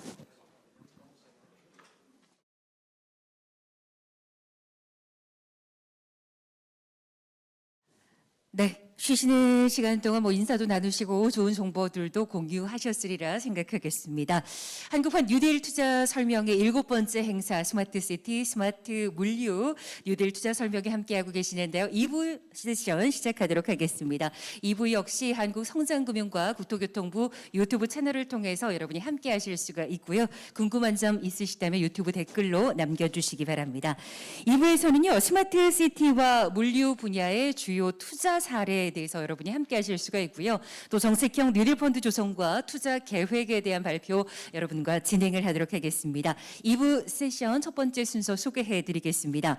SOC 디지털 분야 스마트시티 투자 사례에 대한 내용 함께 하실 텐데요. 스톤브리지 벤처스의 송영돈 이사장님께서 수고해 주시겠습니다. 네, 안녕하십니까. 저는 오늘 SOC 디지털 분야 스마트시티 투자 사례 발표를 맡게 된 스톤브리지 벤처스의 송영돈이라고 합니다. 네, 지금부터 발표 시작하도록 하겠습니다. 네, 먼저 저희 투자 사례를 소개해드리기 앞서서 저희 스톤브리지 벤처스의 투자 철학에 대해서 먼저 간단히 좀 소개를 드리고자 합니다. 저희 스톤브리지 벤처스는 분야별의 유망 초기 스타트업에 먼저 선제적인 투자를 적극적으로 진행하고 이후에는 또 적극적인 후속 투자를 통해서 그 회사의 스케일업을 지원하고 이를 통해서 대한민국을 대표하는 유니콘 육성에 기여하고자 하는 벤처 캐피탈입니다. 제가 이후 설명드리고자 하는 그 투자 사례도 이러한 저희의 투자 철학이 잘 녹아드는 사례라고 말씀드리고 싶습니다.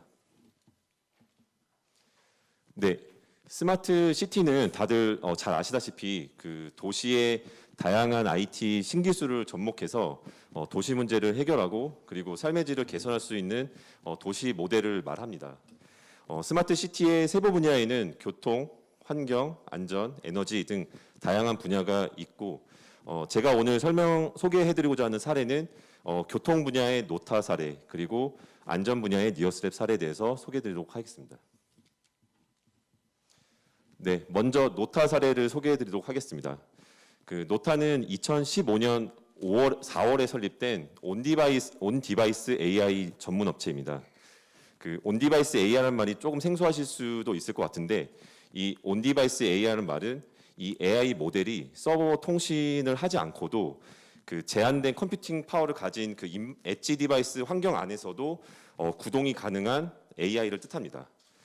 최근에 AI가 많이 활성화되면서 딥러닝이라는 어프로치에 대해서 많이 들어보셨을 거라 생각이 듭니다. 이 딥러닝이라는 방법론이 생기면서 이 AI 모델의 성능이 급격히 올라가는 계기가 되었는데요. 다만 이 딥러닝 모델의 단점이 그 모델의 그 네트워크가 매우 복잡하기 때문에 그 용량이 매우 크고 그리고 매우 높은 연산량을 요구하게 됩니다. 그래서 이런 단점을 가지고 있는데 노타의 온디바이스 AI 경량화 기술을 접목하게 되면은 이 큰 AI 모델을 압축해서 다양한 드론, 로봇, IoT 기기, 다양한 엣지 디바이스에 이 AI 모델을 임베딩할 수 있게 됩니다. 이 노타에 대해서 저희 스톰브리지 벤처스는 2019년 8월에 시리즈 A 단독 투자, 2020년 6월 시리즈 B 2차 투자 이렇게 두 번에 걸쳐서 투자를 하였고요. 두 번 모두 신주식을 인수하는 지분 투자를 진행하였습니다. 저희의 1차 투자 이후에 노타의 기업 가치는 3배 이상, 매출은 10배 이상, 고용은 4배 이상 증가를 하였습니다. 특히 이 노타의 시리즈 B 같은 경우에는 삼성, LG가 동시에 전력 투자를 진행한 조금 국내에서는 매우 희귀한 사례라고 말씀드리고 싶습니다. 네, 노타에 대해서 조금 더 사업 내용에 대해서 설명을 드리도록 하겠습니다. 앞서 설명드린 것처럼 노타는 그 딥러닝을 이용해 서비스 제품을 개발하는 모든 기업이 고객사가 될 수 있습니다. 특히 비전 기반의 기술을 활용하는 기업이 주 타겟이고 주요 어플리케이션으로는 지능형 교통 시스템, CCTV 기반 서베일런스, 얼굴 인식 기반의 출입 제어 등을 들 수 있습니다. 그 왼쪽에 나와 있는 노타의 주요 프로젝트 하나하나 간략히 좀 소개를 드리면서 이해를 돕도록 하겠습니다. 첫 번째 케이스는 건설사에서 그 노타의 기술이 접목된 카메라를 통해서 그 건설 현장을 실시간으로 모니터링하는 솔루션을 구축한 사례입니다. 그리고 두 번째 사례는 그 CCTV의 노타의 기술을 접목해서 CCTV가 사람을 인식하고 그 사람의 동선을 추적할 수 있는 보안 솔루션을 구축한 사례입니다. 세 번째 사례는 그 엣지 디바이스가 서버 통신을 하지 않고도 얼굴 인증을 수행해서 출입 제어 솔루션을 구현한 사례이고요. 마지막 사례는 유통사가 카메라를 통해서 재고를 실시간으로 파악하면서 재고 관리를 용이하게 해주는 솔루션을 구축한 사례가 있습니다. 이렇게 다양한 프로젝트를 지금 노타의 기술을 활용해서 진행을 하고 있는데 제가 오늘 조금 더 강조해서 말씀드리고 싶은 사례는 그 노타가 지능형 교통 시스템을 구축한 사례입니다. 그 노타는 최근에 경기도 평택시를 지원으로 인공지능으로 교통 신호를 제어하는 실증 사업을 성공리에 완료하였습니다. 이 사업에 대해서 좀 더 자세히 설명을 드리면 교차로에 노타의 기술이 접목된 카메라를 설치하고 이 카메라가 그 실시간으로 교통량 그리고 뭐 보행자 그리고 응급 차량 등을 인식해서 그 상황에 맞게 실시간으로 교통 신호를 제어하는 솔루션을 구축하였습니다. 이렇게 성공적으로 완료한 레퍼런스를 활용해서 그 노타는 미국 캘리포니아 스마트 시티 시범 사업에 참여가 확정되었고 이 내용뿐만 아니라 주차 관제, 번호판 인식 솔루션, 좀 더 다양한 세분화된 솔루션을 구축할 예정에 있습니다. 네, 다음은 니어스랩에 대해서 말씀을 드리도록 하겠습니다. 그 니어스랩은 2015년 5월에 설립된 자율비행 기반의 산업용 드론 전문 업체입니다. 니어스랩에는 저희 스톰브리지가 2018년 6월 시리즈 A 1차 투자, 그리고 2020년 7월 시리즈 B 2차 투자 이렇게 총 2회에 걸쳐서 투자를 하였고 그 니어스랩의 경우에도 저희가 신주식을 인수하는 지분 투자를 진행하였습니다. 저희의 1차 투자 이후에 그 니어스랩의 기업 가치는 3배 이상, 매출은 5배 이상, 고용은 3배 이상 증가를 하였고요. 특히 말씀드리고 싶은 내용은 20년부터는 소프트뱅크, 지멘스, 베스타스 등 해외 유수 대기업들을 고객사로 확보하면서 올해부터는 좀 더 본격적인 해외 매출이 발생할 것으로 기대를 하고 있습니다. 네, 니어스랩의 솔루션에 대해서도 간략히 좀 소개를 드리도록 하겠습니다. 니어스랩의 드론은 주기적인 안전점검이 필요한 다양한 시설물에 적용이 가능합니다. 예를 들면 풍력발전기, 교량, 댐, 저희 도시에 있는 교량, 댐이 그 대상이 될 수 있고요. 기존 사람이 수행하는 것 대비해서 시간, 비용, 품질 모두 우수해서 지금 안전점검 시장을 빠르게 침투를 하고 있습니다. 그 왼쪽 사진에서 보시는 것처럼 그 기존 방식은 그 시설물에 실제 사람이 매달려서 사람의 눈으로 안전점검을 수행하게 됩니다. 이렇게 하게 되면은 아무래도 시간도 오래 걸리게 되고 그리고 매우 위험합니다. 실제로 안전사고가 발생하는 경우가 왕왕 있고요. 그리고 사람이 수행하기 때문에 사람의 부주의로 인한 실수도 발생할 수 있습니다. 하지만 그 니어스랩의 드론을 활용하게 되면은 니어스랩의 드론이 자동으로 시설물을 인지하고요. 그리고 안전거리를 유지하면서 알아서 시설물을 돌면서 안전점검을 수행하게 됩니다. 그렇기 때문에 사람이 수행한 것보다 20분의 1의 시간만 들어도 한 길을 안전점검을 할 수 있고 이 줄여진 시간만큼 유휴 비용이 감축하게 됩니다. 그리고 이렇게 취득한 데이터는 다 디지털 자산화돼서 디지털 데이터로 확보할 수 있기 때문에 그 디지털 트랜스포메이션을 달성할 수 있습니다. 네, 니어스랩의 경우에도 이 국토부와 관련된 내용이 있어서 좀 소개를 드리고 싶습니다. 그 니어스랩은 국토안전관리원과 함께 교량과 댐에 대해서 이 드론에 탑재된 그 고화질 카메라로 이 시설물을 전체를 촬영해서 그 디지털 트윈을 구축하는 프로젝트를 같이 진행을 했었고요. 이렇게 함으로써 안전점검 데이터를 수기가 아닌 디지털 자산화하고 있습니다. 그리고 또 하나는 시설물 안전점검에 드론을 적극적으로 활용할 수 있는 법제화 작업들을 같이 좀 준비하고 있는데요.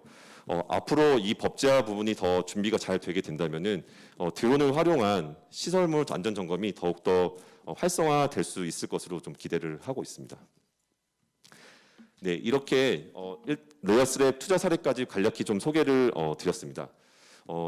마지막으로 그 요약해서 말씀드리면 노타나 니어스랩 같은 혁신적인 스타트업이 기술뿐만 아니라 이러한 정부 지자체의 도움을 받아서 그 좋은 레퍼런스를 만들 수 있었고 이 레퍼런스 통해서 해외 진출을 지금 잘 진행하고 있습니다. 그 앞으로도 그 정부 지자체에서 이런 혁신적인 스타트업에 대해서 아낌없는 지원과 관심을 보여주시길 부탁드리겠습니다. 감사합니다. 네, 고맙습니다. SOC 디지털 분야 스마트시티 투자 사례에 대해서 스톤브리지 벤처스 송영돈 이사님께서 발표를 해주셨습니다. 마지막에 강조를 해주신 멘트가 참 와닿는 것 같습니다. 스타트업이 가진 이 기술을 정부 지자체와 함께 발전을 시켜왔고 이제 좋은 레퍼런스를 가지고 해외 진출까지 앞두고 있다라는 내용이셨는데요. 역시 많은 분들의 관심이 이어질 것 같습니다. 계속해서 두 번째 투자 사례 소개해드리겠습니다. 이번에는 물류 분야입니다. 스마트 물류 투자 사례에 대해서 이지스 자산운용 주식회사 송선호 상무님이 발표를 진행해 주시겠습니다. 네, 시작해 주시기 바랍니다. 안녕하십니까. 이지스 자산운용에서 본권 사업 개발 사례를 담당을 했었던 송선호 상무라고 합니다.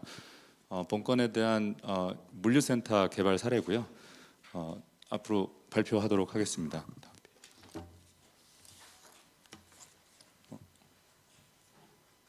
네, 당사가 진행했었던 그 영종도 내 항공물류센터 개발 사업에 대해서 개요와 배경 그리고 준공 이후의 기대 효과에 대해서 간략하게 설명을 드리겠습니다.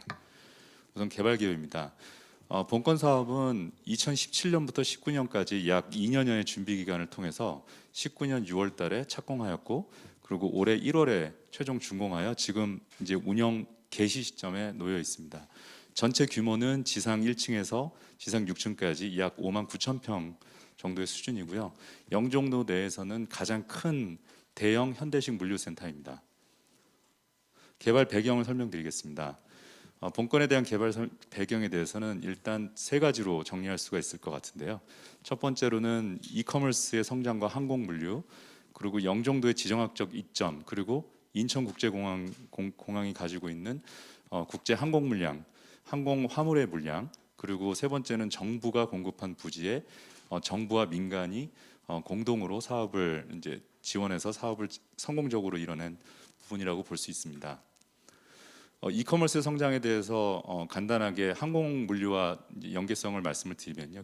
기존의 이제 전통적 무역 방식은 수출 기업이 고정 바이어를 B2B 방식으로 받아서 굉장히 복잡한 계약 과정을 거쳐서 주로 이제 선박을 통한 물류로 진행을 했었던 거에 반해서 최근에 몇 년간 진행되고 있는 이제 국제 전자상거래 무역의 경우에는 B2C 방식으로 주로 이제 해외 다국적에 놓여 있는 해외 소비자들이 실시간으로 굉장히 간단한 알고리즘을 통한 온라인 주문으로 주로 이제 항공을 통해서 빠르게 배송하는 시장으로 바뀌어가고 있고요. 최근 이제 온라인 쇼핑의 이제 국내 규모는 작년 기준으로 약 161조까지 지금 약 지난 4, 5년간에 한 2배 정도 성장이 됐고, 이제 해외 쪽만 보더라도 약 연간 54% 정도 수준의 이제 온라인 쇼핑 해외 직접 판매액이 기록되고 있을 정도로 급격하게 성장하고 있는 상황입니다.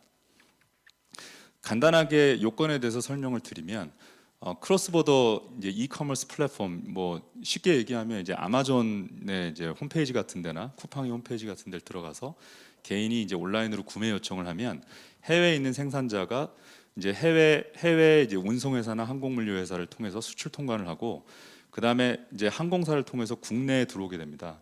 국내에 들어와서 수입 통관이나 집화 물류를 해서 최종적으로 소비자에게 배송이 되는 과정이 있는데요. 이 사이에 사실 국내에 있는 대부분의 항공물류 운송회사들은 중소기업이고 자체적으로 이런 수입 통관 집화 물류를 추진할 수 있는 인프라를 확보하기가 힘듭니다. 더군다나 이제 좋은 시설의 환경을 가지고 있는 인프라를 이제 활용하기가 힘든 것들에 저희가 착안하여 오프라인 물류 인프라를 공급해야겠다라는 이제 배경을 생각을 해냈고요. 거기에 이제 당연히 중요한 게 부동산이기 때문에 지리적으로는 이제 가장 부동산의 핵심적인 역할이 기대되고, 그 중에서 영종도라는 곳이 과연 어떤 지리적인 장점을 가지고 있냐라는 것을 분석을 했습니다. 영종도가 실질적으로 섬이지만 서울시 그리고 고양시, 인천시, 성남시 이렇게 인구 밀집도가 높은 지역에서 다 1시간 이내 거리에 있기 때문에 국내 배송이나 이런 부분들에 대한 장점을 가지고 있고, 특히 인천공항이라는 곳은 전 세계 약 항공화물 기준으로 약 3위 정도가 되는 수준의 대형 국제공항입니다. 그래서 이걸 통해서 국내에서 국외로, 국외에서 국내를 통한 환적, 그리고 국내에서 국내로 들어가는 이 모든 배송의 접점 지역에 있다고 판단이 됐습니다.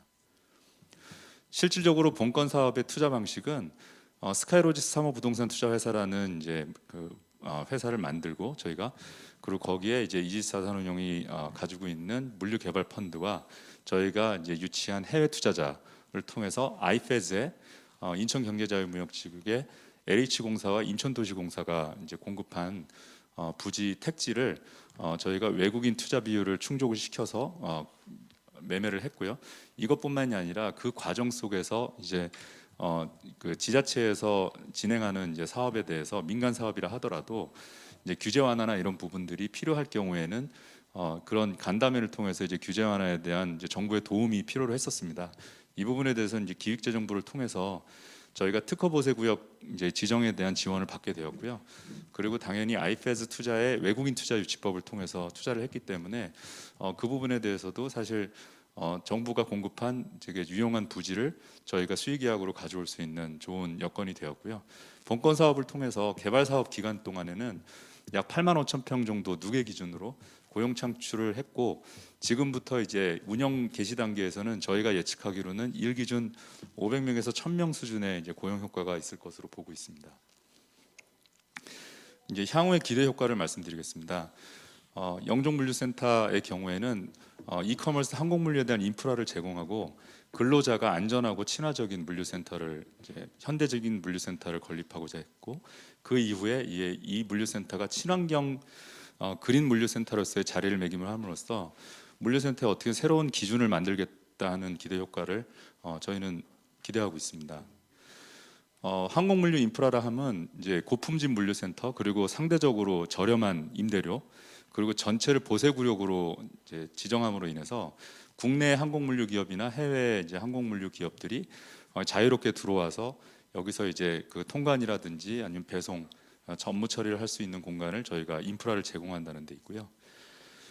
그런 측면에서 봤을 때 이제 추후에 비디오로도 잠깐 보여드리겠지만 본건 물류센터가 개발 초기부터 좀 국제적인 스탠다드를 맞춰서 어떻게 보면 물류 선진국이라고 하는 일본이나 독일의 어느 물류센터보다도 뒤떨어지지 않는 최고 품질의 환경을 만들었다라고 볼 수 있습니다.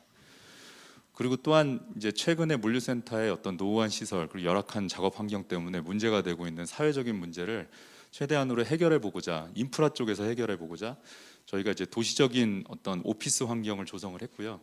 그리고 쾌적한 사무실 환경뿐만 아니라 이제 녹지 그리고 이제 그 바다가 조망이 되는 이제 식당 공간이라든지, 그리고 항상 부족했었던 주차 공간, 이런 부분들을 전부 다 이제 개선을 시키고 거기다가 이제 친환경적인 태양광 발전 시스템까지 녹여 넣은 상황이라고 보시면 되고요. 특히나 가장 중요했었던 최근 물류센터의 화재 사건으로 인해서 인명 피해가 났었던 부분에 대해서는 저희가 물류센터에서는 좀 드물게 전체 불연제 마감재를 좀 이제 금액이 많이 들더라도 전부 다 활용을 하였고요. 그로 인해서 개발 기간 동안에도 무죄로 잘 준공이 되었고, 이후에도 사실 이런 환경적인 부분과 위험 안전적인 부분을 중요시하는 이제 기업들이 충분히 다 좋게 보고 이제 입점을 할 것으로 예상하고 있습니다. 친환경 물류센터는 저희가 좀 진행하고 있는 것 중에서 가장 핵심적으로, 저희가 이제 금융기관이기도 하기 때문에 그런 쪽에서 저희가 지금 현재 진행하고 있는 부분 중에서 대표적으로는 녹색 임대차 계약서 그린리스라고 하는 이제 전 세계적인 트렌드인데요. 계약서 안에다가 임차인으로 하여금 이제 에너지나 물, 그리고 이제 폐기물의 최소화 등을 목표로 하는 이제 의무 조항을 넣게 됩니다. 그리고 태양광, 그리고 이제 각종 이제 건축 자재 등을 통해서 친환경적인 건물을 만들어내려고 했고, 최종적으로 물류센터에서는 굉장히 드물게 오피스 건물이나 호텔 같은 거에서만 들어가는 리드 실버 인증을 저희가 취득하게 됩니다. 최종적으로 이제 본권 물류센터의 준공 시점의 사진이고요. 이 사진에 앞서서 이제 간단하게 이제 비디오를 보고 마치도록 하겠습니다.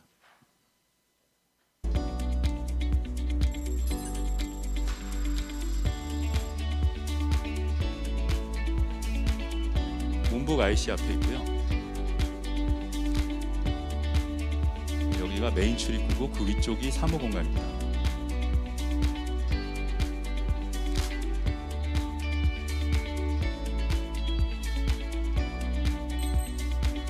물류센터는 전층이 다 트럭이 40톤짜리 트럭이 전부 접안할 수 있는 구조로 되어 있고요. 규격과 높이와 이런 부분들이 글로벌 기준에 합당하게 설계가 되었습니다.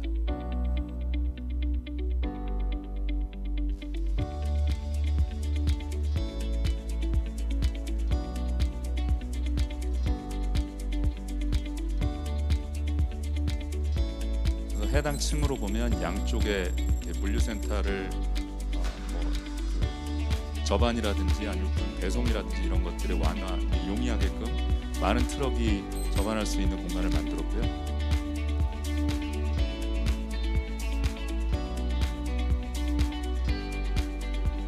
실질적으로 지금 이렇게 이제 운영이 되고 있습니다. 물론 이건 CG지만 운영이 되고 있고,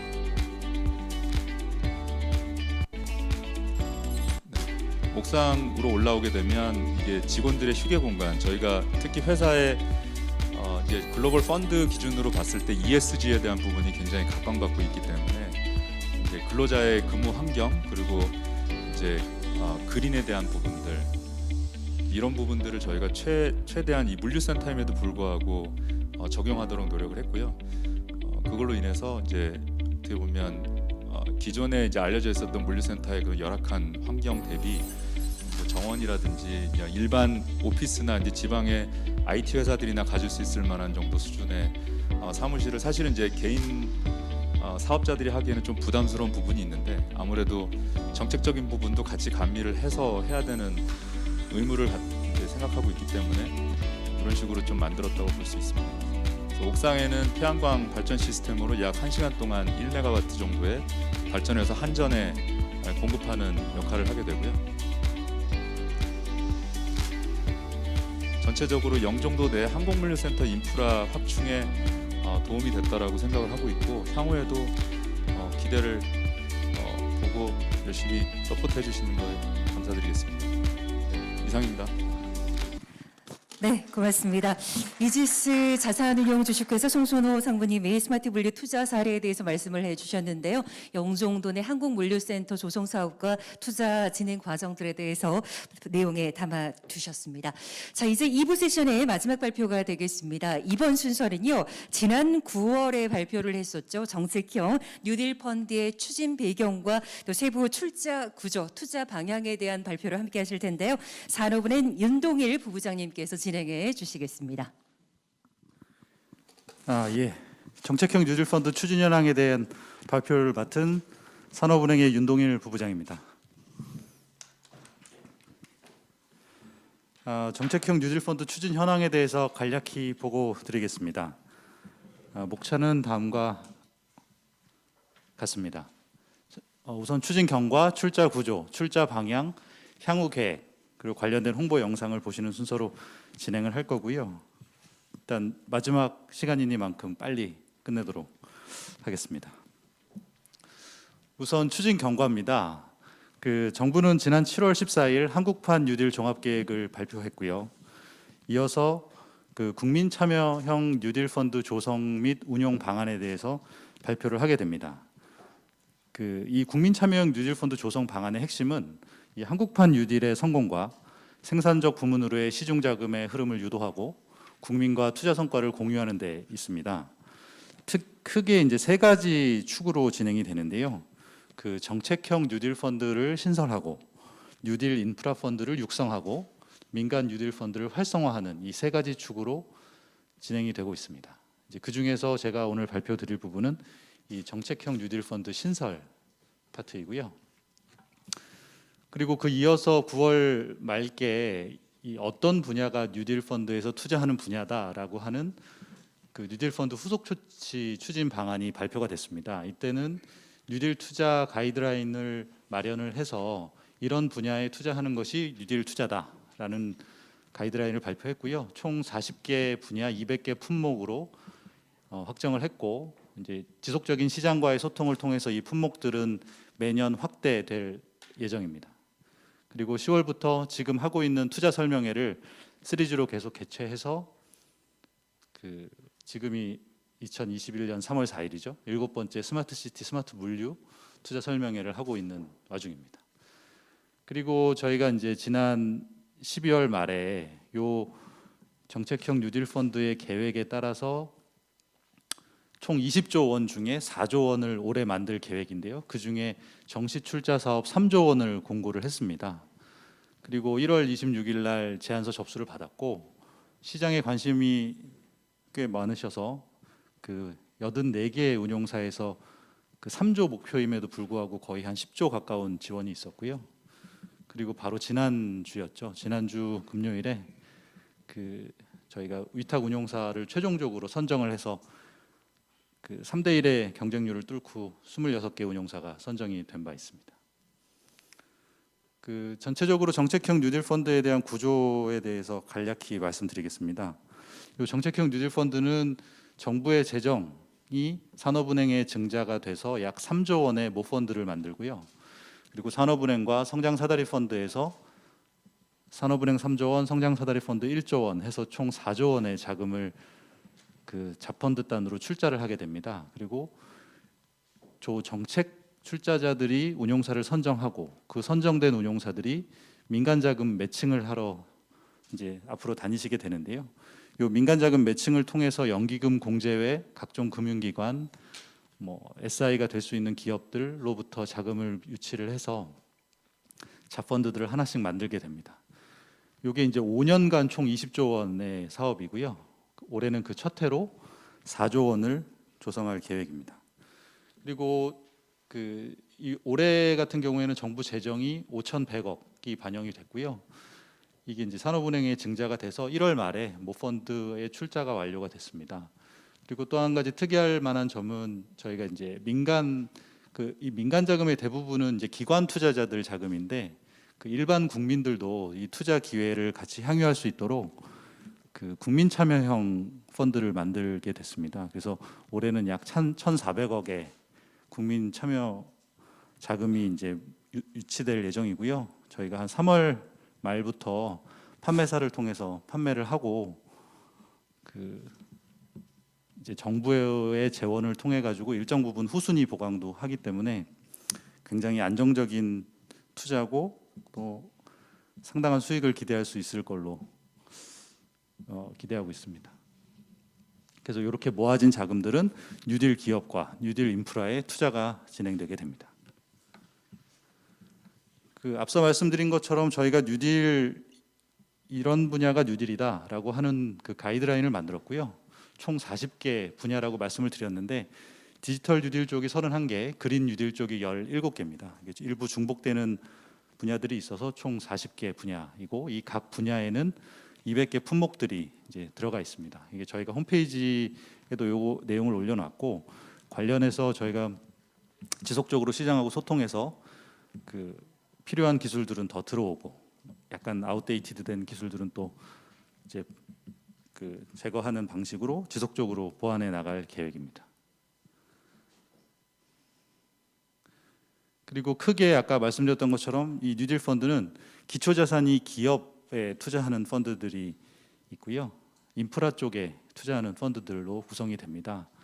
그래서 기업에 투자하는 펀드들은 이번 같은 경우에 저희가 이제 제안서를 시장으로부터 시장에서 거의 자율적으로 선택을 하셔서 저희한테 제안을 하셨어요. 그래서 저희가 어떤 특정 분야, 뉴딜 분야라는 큰 틀의 가이드라인은 정해 드렸지만 그 민간 운용사들이 스스로 판단하셔서 이쪽 분야가 유망하고 전문성이 자기 본인들이 있다라고 생각하시는 분야로 이제 지원을 하셨고요.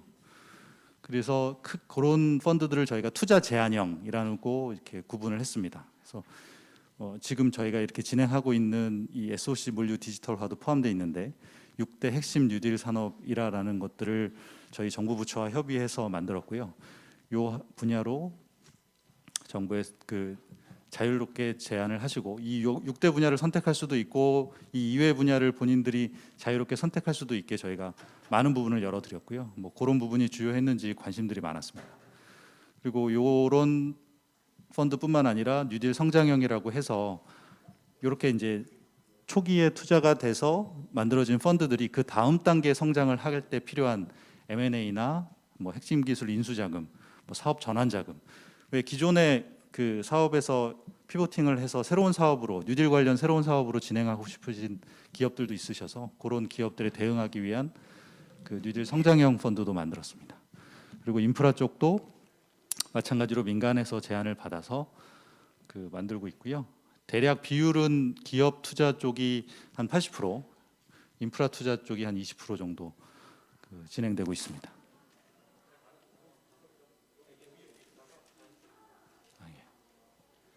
그래서 저희가 정시는 저희가 2월 말에 운용사 선정을 완료해서 총 26개 운용사가 3조 원 규모로 선정이 됐고요. 그리고 이제 수시는 저희가 이 정시가 끝나고 나서 수시는 그 정시에서 필요한 부분들을 보완하고 뭐 정책이나 시장 수요를 감안해서 1조 원 규모로 이달 말께 다시 공고를 할 예정입니다. 그래서 운용사 여러분들께서는 많은 관심을 가져주시면 감사하겠고요. 그리고 지금 저희가 정시 때 이미 다 공고를 하긴 했지만 펀드 방식도 이 블라인드 펀드와 프로젝트 펀드를 모두 아우르고 있습니다. 그리고 저희가 이번에는 그 민간 자금이 어쨌든 한 65% 내지 한 70% 정도 이제 유입이 돼야 되기 때문에 이에 대한 유인 체계를 저희가 마련을 했는데요. 일단 첫 번째는 장기 투자를 허용하는 부분입니다. 아무래도 뉴딜 인프라는 앞서 말씀 들으셨던 것처럼 장기간의 투자가 필요한 부분이어서 최대 20년까지도 펀드 기간을 길게 가져갈 수 있게 장기 그 투자를 허용했고요. 그리고 어쨌든 민간 출자자들이 저희 쪽에 그 편하게 지원하실 수 있도록 다양한 인센티브를 제공을 했습니다. 대표적인 예가 그 정부의 재정 출자금을 활용해서 대략 한 10% 펀드 전체 기준의 10% 손실은 먼저 후순위로 보강을 해주는 방식으로 민간 투자자들의 손실 부담을 좀 완화시켰고요. 또 경우에 따라서는 그 정부 재정을 포함한 저희 산업은행과 성장 사다리에서 발생하는 초과 수익이 있을 경우에 이 초과 수익을 민간한테 이전함으로써 민간 출자자들이 더 높은 수익을 향유하는 그런 구조도 제공하고 있습니다. 그리고 운용사 입장에서도 아무래도 조금 더 투자 위험이 높고 민간 출자를 유치하기 어려운 분야에 투자를 할 수 있도록 유인책을 마련하기 위해서 저희 정책 출자 비율을 투자 위험도 등을 평가해서 탄력적으로 조정을 해서 민간 출자자 모집 부담을 좀 줄여주는 그런 방식을 택했습니다. 그리고 어쨌든 자펀드, 그러니까 저희가 운용사를 선정할 때 그 과거의 트랙 레코드나 운용 인력들의 전문성도 당연히 중요하지만 이외에도 뉴딜 정책에 대한 얼마만큼 이해를 하셨는지, 그리고 뉴딜 정책에 부합되는 운용 전략을 제시하셨는지, 이런 것들도 저희가 평가에 반영해서, 그리고 이런 부분들은 이번 수시 출자 사업에 조금 더 강조돼서 반영이 될 예정입니다. 그 결과 저희가 그 1월 말에 제안서를 접수했을 때 뭐 84곳의 운용사들께서 지원을 하셔가지고요, 다행히 그 어느 정도 시장에 많은 관심이 있다는 걸 확인을 할 수 있었고요. 대략 한 3대2 정도의 경쟁률을 보였습니다.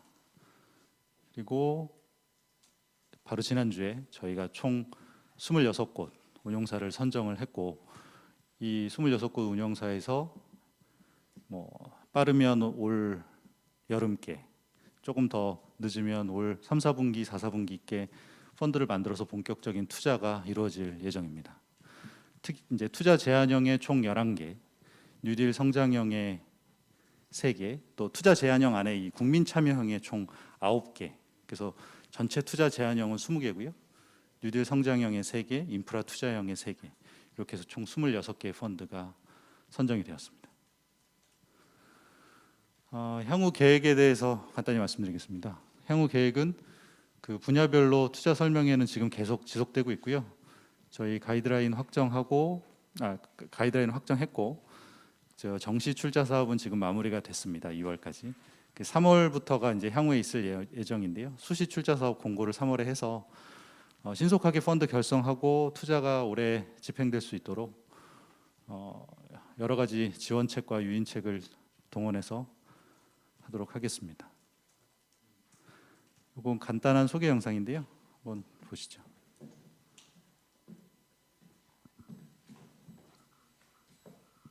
우리는 정책형 뉴딜 펀드를 통해 세계 선도국가 도약을 준비하고 있습니다. 성장 가능성이 유망한 디지털 분야와 환경에너지 분야에 투자하여 국가 경쟁력을 확보하고 신분야 성장 동력을 만드는 정책형 뉴딜 펀드. 대한민국 대전환의 시작. 정책형 뉴딜 펀드가 함께 만들어갑니다. 이상으로 발표 마치도록 하겠습니다. 장시간 수고하셨습니다. 네, 잘 들었습니다. 2부 세션 마지막 발표였습니다. 산업은행 윤동일 부부장님의 발표였는데요. 정책형 뉴딜 펀드의 추진 배경과 세부 출자 구조 또 투자 방향까지 함께 들어볼 수 있는 시간이었습니다.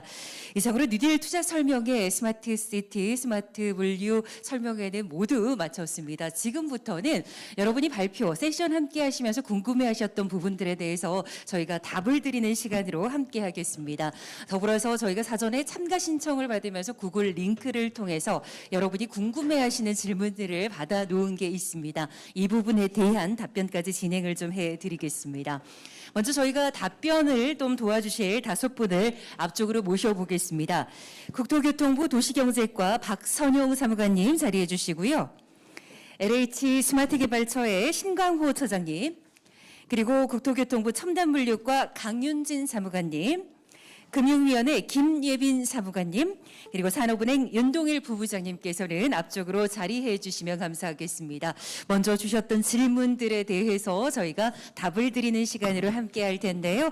다시 한번 저희가 답변 주실 분들 안내 좀 해드리죠. 박선용 사무관님, 신강호 초장님, 강윤진 사무관님, 김예빈 사무관님, 윤동일 부부장님 이렇게 함께 해 주시겠습니다. 저희가 또 실시간으로 함께 유튜브를 통해서 함께 해 주신 분들도 있으신데요. 이분들의 궁금증도 저희가 좀 해결을 해드리도록 하겠습니다. 먼저 사전에 취합된 질문을 제가 좀 드리도록 하겠습니다.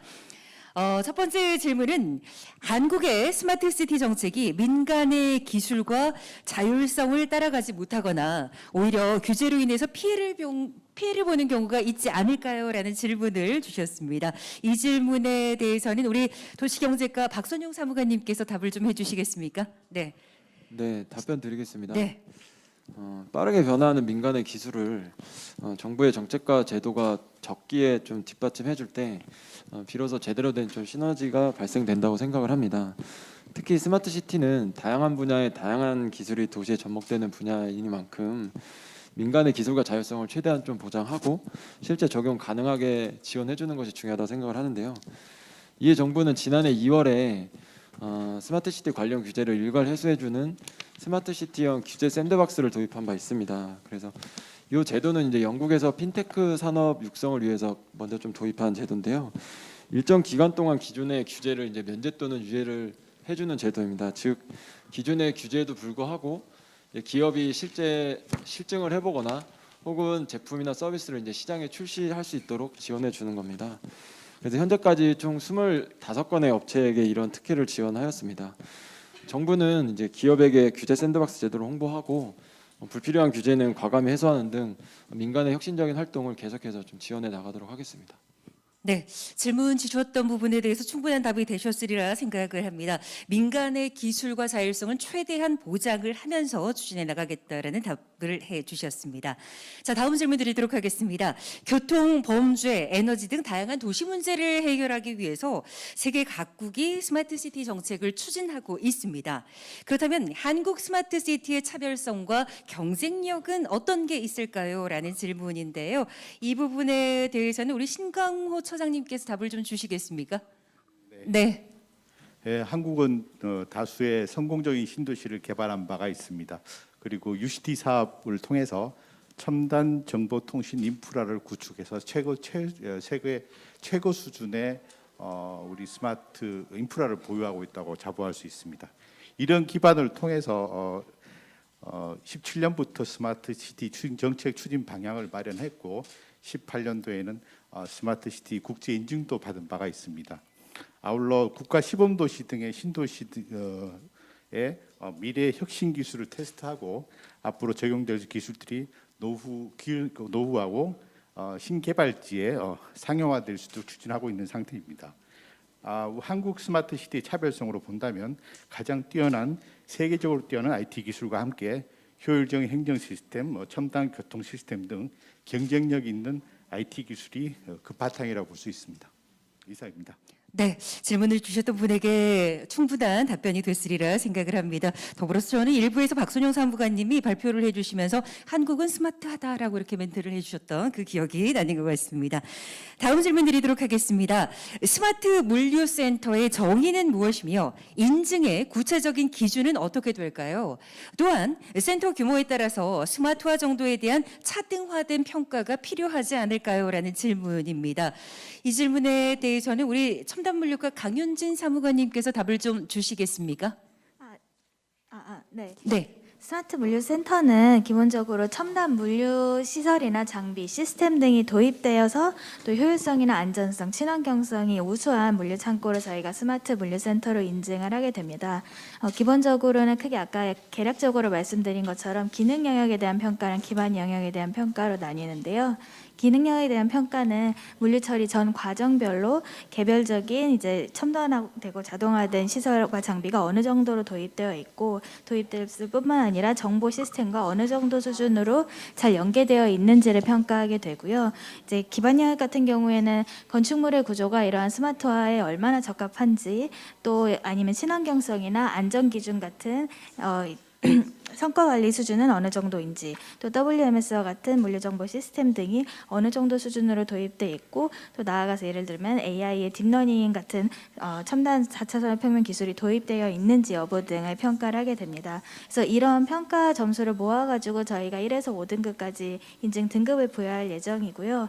또 이제 물류창고 규모별로 좀 차등화가 필요하다는 말씀도 주셨는데 실제로 인증은 저희가 이제 기업에서 자체 평가를 서면으로 제출한 거를 토대로 현장 실사를 인증 심사단을 꾸려 나가서 평가를 하게 됩니다. 그때 나갔을 때 각 물류창고의 뭐 규모라든지 특성에 맞게 개별적인 인증 기준을 다소 좀 조정할 수 있으니 이제 물류창고 규모에 따라서 좀 특성을 반영해서 평가할 수 있을 것으로 보입니다. 저희 좀 더 구체적인 평가 기준을 현재 마련하는 중이고 빠르면 3월 안에 좀 더 자세한 기준을 공개해 드릴 수 있을 것 같습니다. 네, 고맙습니다. 3월 안에 조금 더 정확한 기준이 마련될 것 같다라는 마지막 답변을 이렇게 정리로 해주셨습니다. 관심 있는 분야들이 많기 때문에 분들이 많기 때문에 하루빨리 좀 안정화가 되길 바란다라는 저의 바람까지 담아보겠습니다. 다음 질문을 드리도록 하겠습니다. 다른 정책성 펀드들의 경우 국내 사업에 한정해서 사용하도록 권장하는 경우가 있습니다. 뉴딜 펀드도 마찬가지일까요? 라는 질문인데요. 이 질문에 대해서는 우리 김예빈 사무관님께서 답을 좀 해주실까요? 네, 뉴딜 펀드의 경우 순수 비거주자의 투자는 원칙적으로 금지됩니다. 하지만 다만 해외에 진출하는 국내 기업에 대한 투자나 국내 기업과 연관성이 있는 경우, 예를 들어서 국내 기업과 매출 관계에 있거나 계약 관계에 있는 경우 등에 있어서 국내 기업의 해외 진출이 도움이 되는 분야에 대해서는 예외적으로 해외 투자가 가능하다고 보실 수 있습니다. 네, 감사합니다. 네, 가능한 경우에 대해서 김예빈 사무관님께서 답을 주셨습니다. 자, 이번에도 질문을 제가 대신 전해드리죠. 뉴딜 펀드에 투자를 받으려면 국내 법인이어야 합니까? 국내 법인 소유의 해외 자회사에서 자금을 사용할 수가 있습니까? 라는 질문인데요. 이 질문은 우리 윤동일 부부장님께서 답을 주시겠습니까? 그 앞선 질문에 네. 연결되는 질문 같은데요. 네네네. 저희가 이제 기존에 공고를 하고 FAQ라고 그 자주 묻는 질문란에다 올린 내용을 한번 참고해 보시면 전체적으로 저희가 이제 국내 기업의 해외 지사 아니면 국내 기업이 외국 기업과 조인트벤처로 설립을 했던 경우 이런 것들은 저희가 투자의 대상으로 보고 있습니다. 그래서 앞서 말씀드렸던 것처럼 국내 기업과의 관련성이나 국내 기업의 해외 진출과 연관이 된다면 뉴딜 펀드도 투자할 수 있다라는 사실은 다시 한번 말씀드리고요.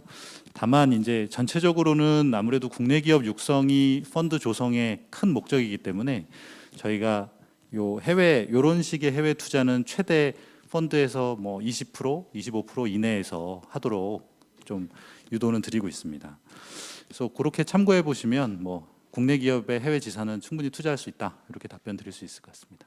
네, 고맙습니다. 사전에 구글 링크를 통해서 여러분이 주셨던 공통된 질문들을 저희가 취합을 해서 답변을 드렸습니다. 답변해 주신 5분께도 감사 인사를 드리겠고요. 또 여러분이 궁금해하셨던 부분에 대해서 어느 정도 답변이 되지 않았을까라는 생각을 해봅니다. 그리고 저희가 행사가 진행될 때 많은 분들이 오늘 영상과 발표 자료를 좀 받아볼 수 있습니까? 이렇게 문의를 좀 주셔서 그 부분에 대한 답을 드리도록 하겠습니다. 오늘 행사 영상 같은 경우는 국토부와 금융위 유튜브 채널에 저희가 행사가 마무리되고 나서 업로드를 할 예정이고요. 발표 자료 같은 경우는 한국판 뉴딜 실무지원단 홈페이지에서 저에게 여러분이 확인하실 수 있도록 준비를 해두도록 하겠습니다. 다시 한번 관심 보내주신 많은 분들께 감사의 인사를 드리겠습니다. 자, 그리고 저희가 행사장 로비 안쪽에서 여러분과 함께 정책 운영 현장 상담을 진행하도록 하겠습니다. 저희 1부, 2부 세션을 함께 하셨지만 함께 하면서 풀리지 않았던 궁금증이 있거나 좀 알아보고 싶은 내용이 있다 하시는 분들은 행사장 로비 쪽에서 4시 30분부터 30분 동안 저희가 추가로 현장 상담을 진행하도록 하겠습니다. 여러분의 많은 참여를 부탁드리겠습니다. 사실 저희가 뉴딜 투자 설명회 오늘 7번째 행사로 진행을 했는데요. 정말 많은 분들이 스마트 시티와 스마트 물류에 관심을 갖고 계시다라는 것을 다시 한번 확인할 수가 있었습니다. 유튜브로도 끝까지 시청해 주시면서 함께해 주신 여러분께 감사의 인사를 드리겠고요. 저희가 앞으로도 현장의 소리에 귀 기울일 수 있는 이런 시간들을 종종 마련하도록 하겠습니다. 다시 한번 관심 보내주신 여러 기관과 개인분들께 감사의 인사를 드리겠습니다. 아무쪼록 오늘 이 시간이 여러분께 교류의 장이 돼서 정책 수단을 공유함과 동시에 함께 또 나눌 수 있고 성장할 수 있는 계기가 될 수 있었기를 진심으로 바라겠습니다. 한국판 뉴딜의 투자 기반이 마련돼서 세계 최고의 스마트 시티 국가로 나아가는 그 계기가 되길 다시 한번 바라겠습니다. 긴 시간 동안 함께 들어주시고 또 좋은 의견 공유해 주신 여러분께 다시 한번 감사의 인사를 드리고요. 유튜브로도 시청해 주신 시청자 여러분들께도 감사의 인사 드리겠습니다. 돌아가시는 길 안전하게 돌아가시고요. 코로나19 위기 여러분과 함께 하루빨리 이겨낼 수 있기를 진심으로 응원하겠습니다. 지금까지 진행의 아나운서 김승주였습니다. 함께해 주신 여러분 고맙습니다.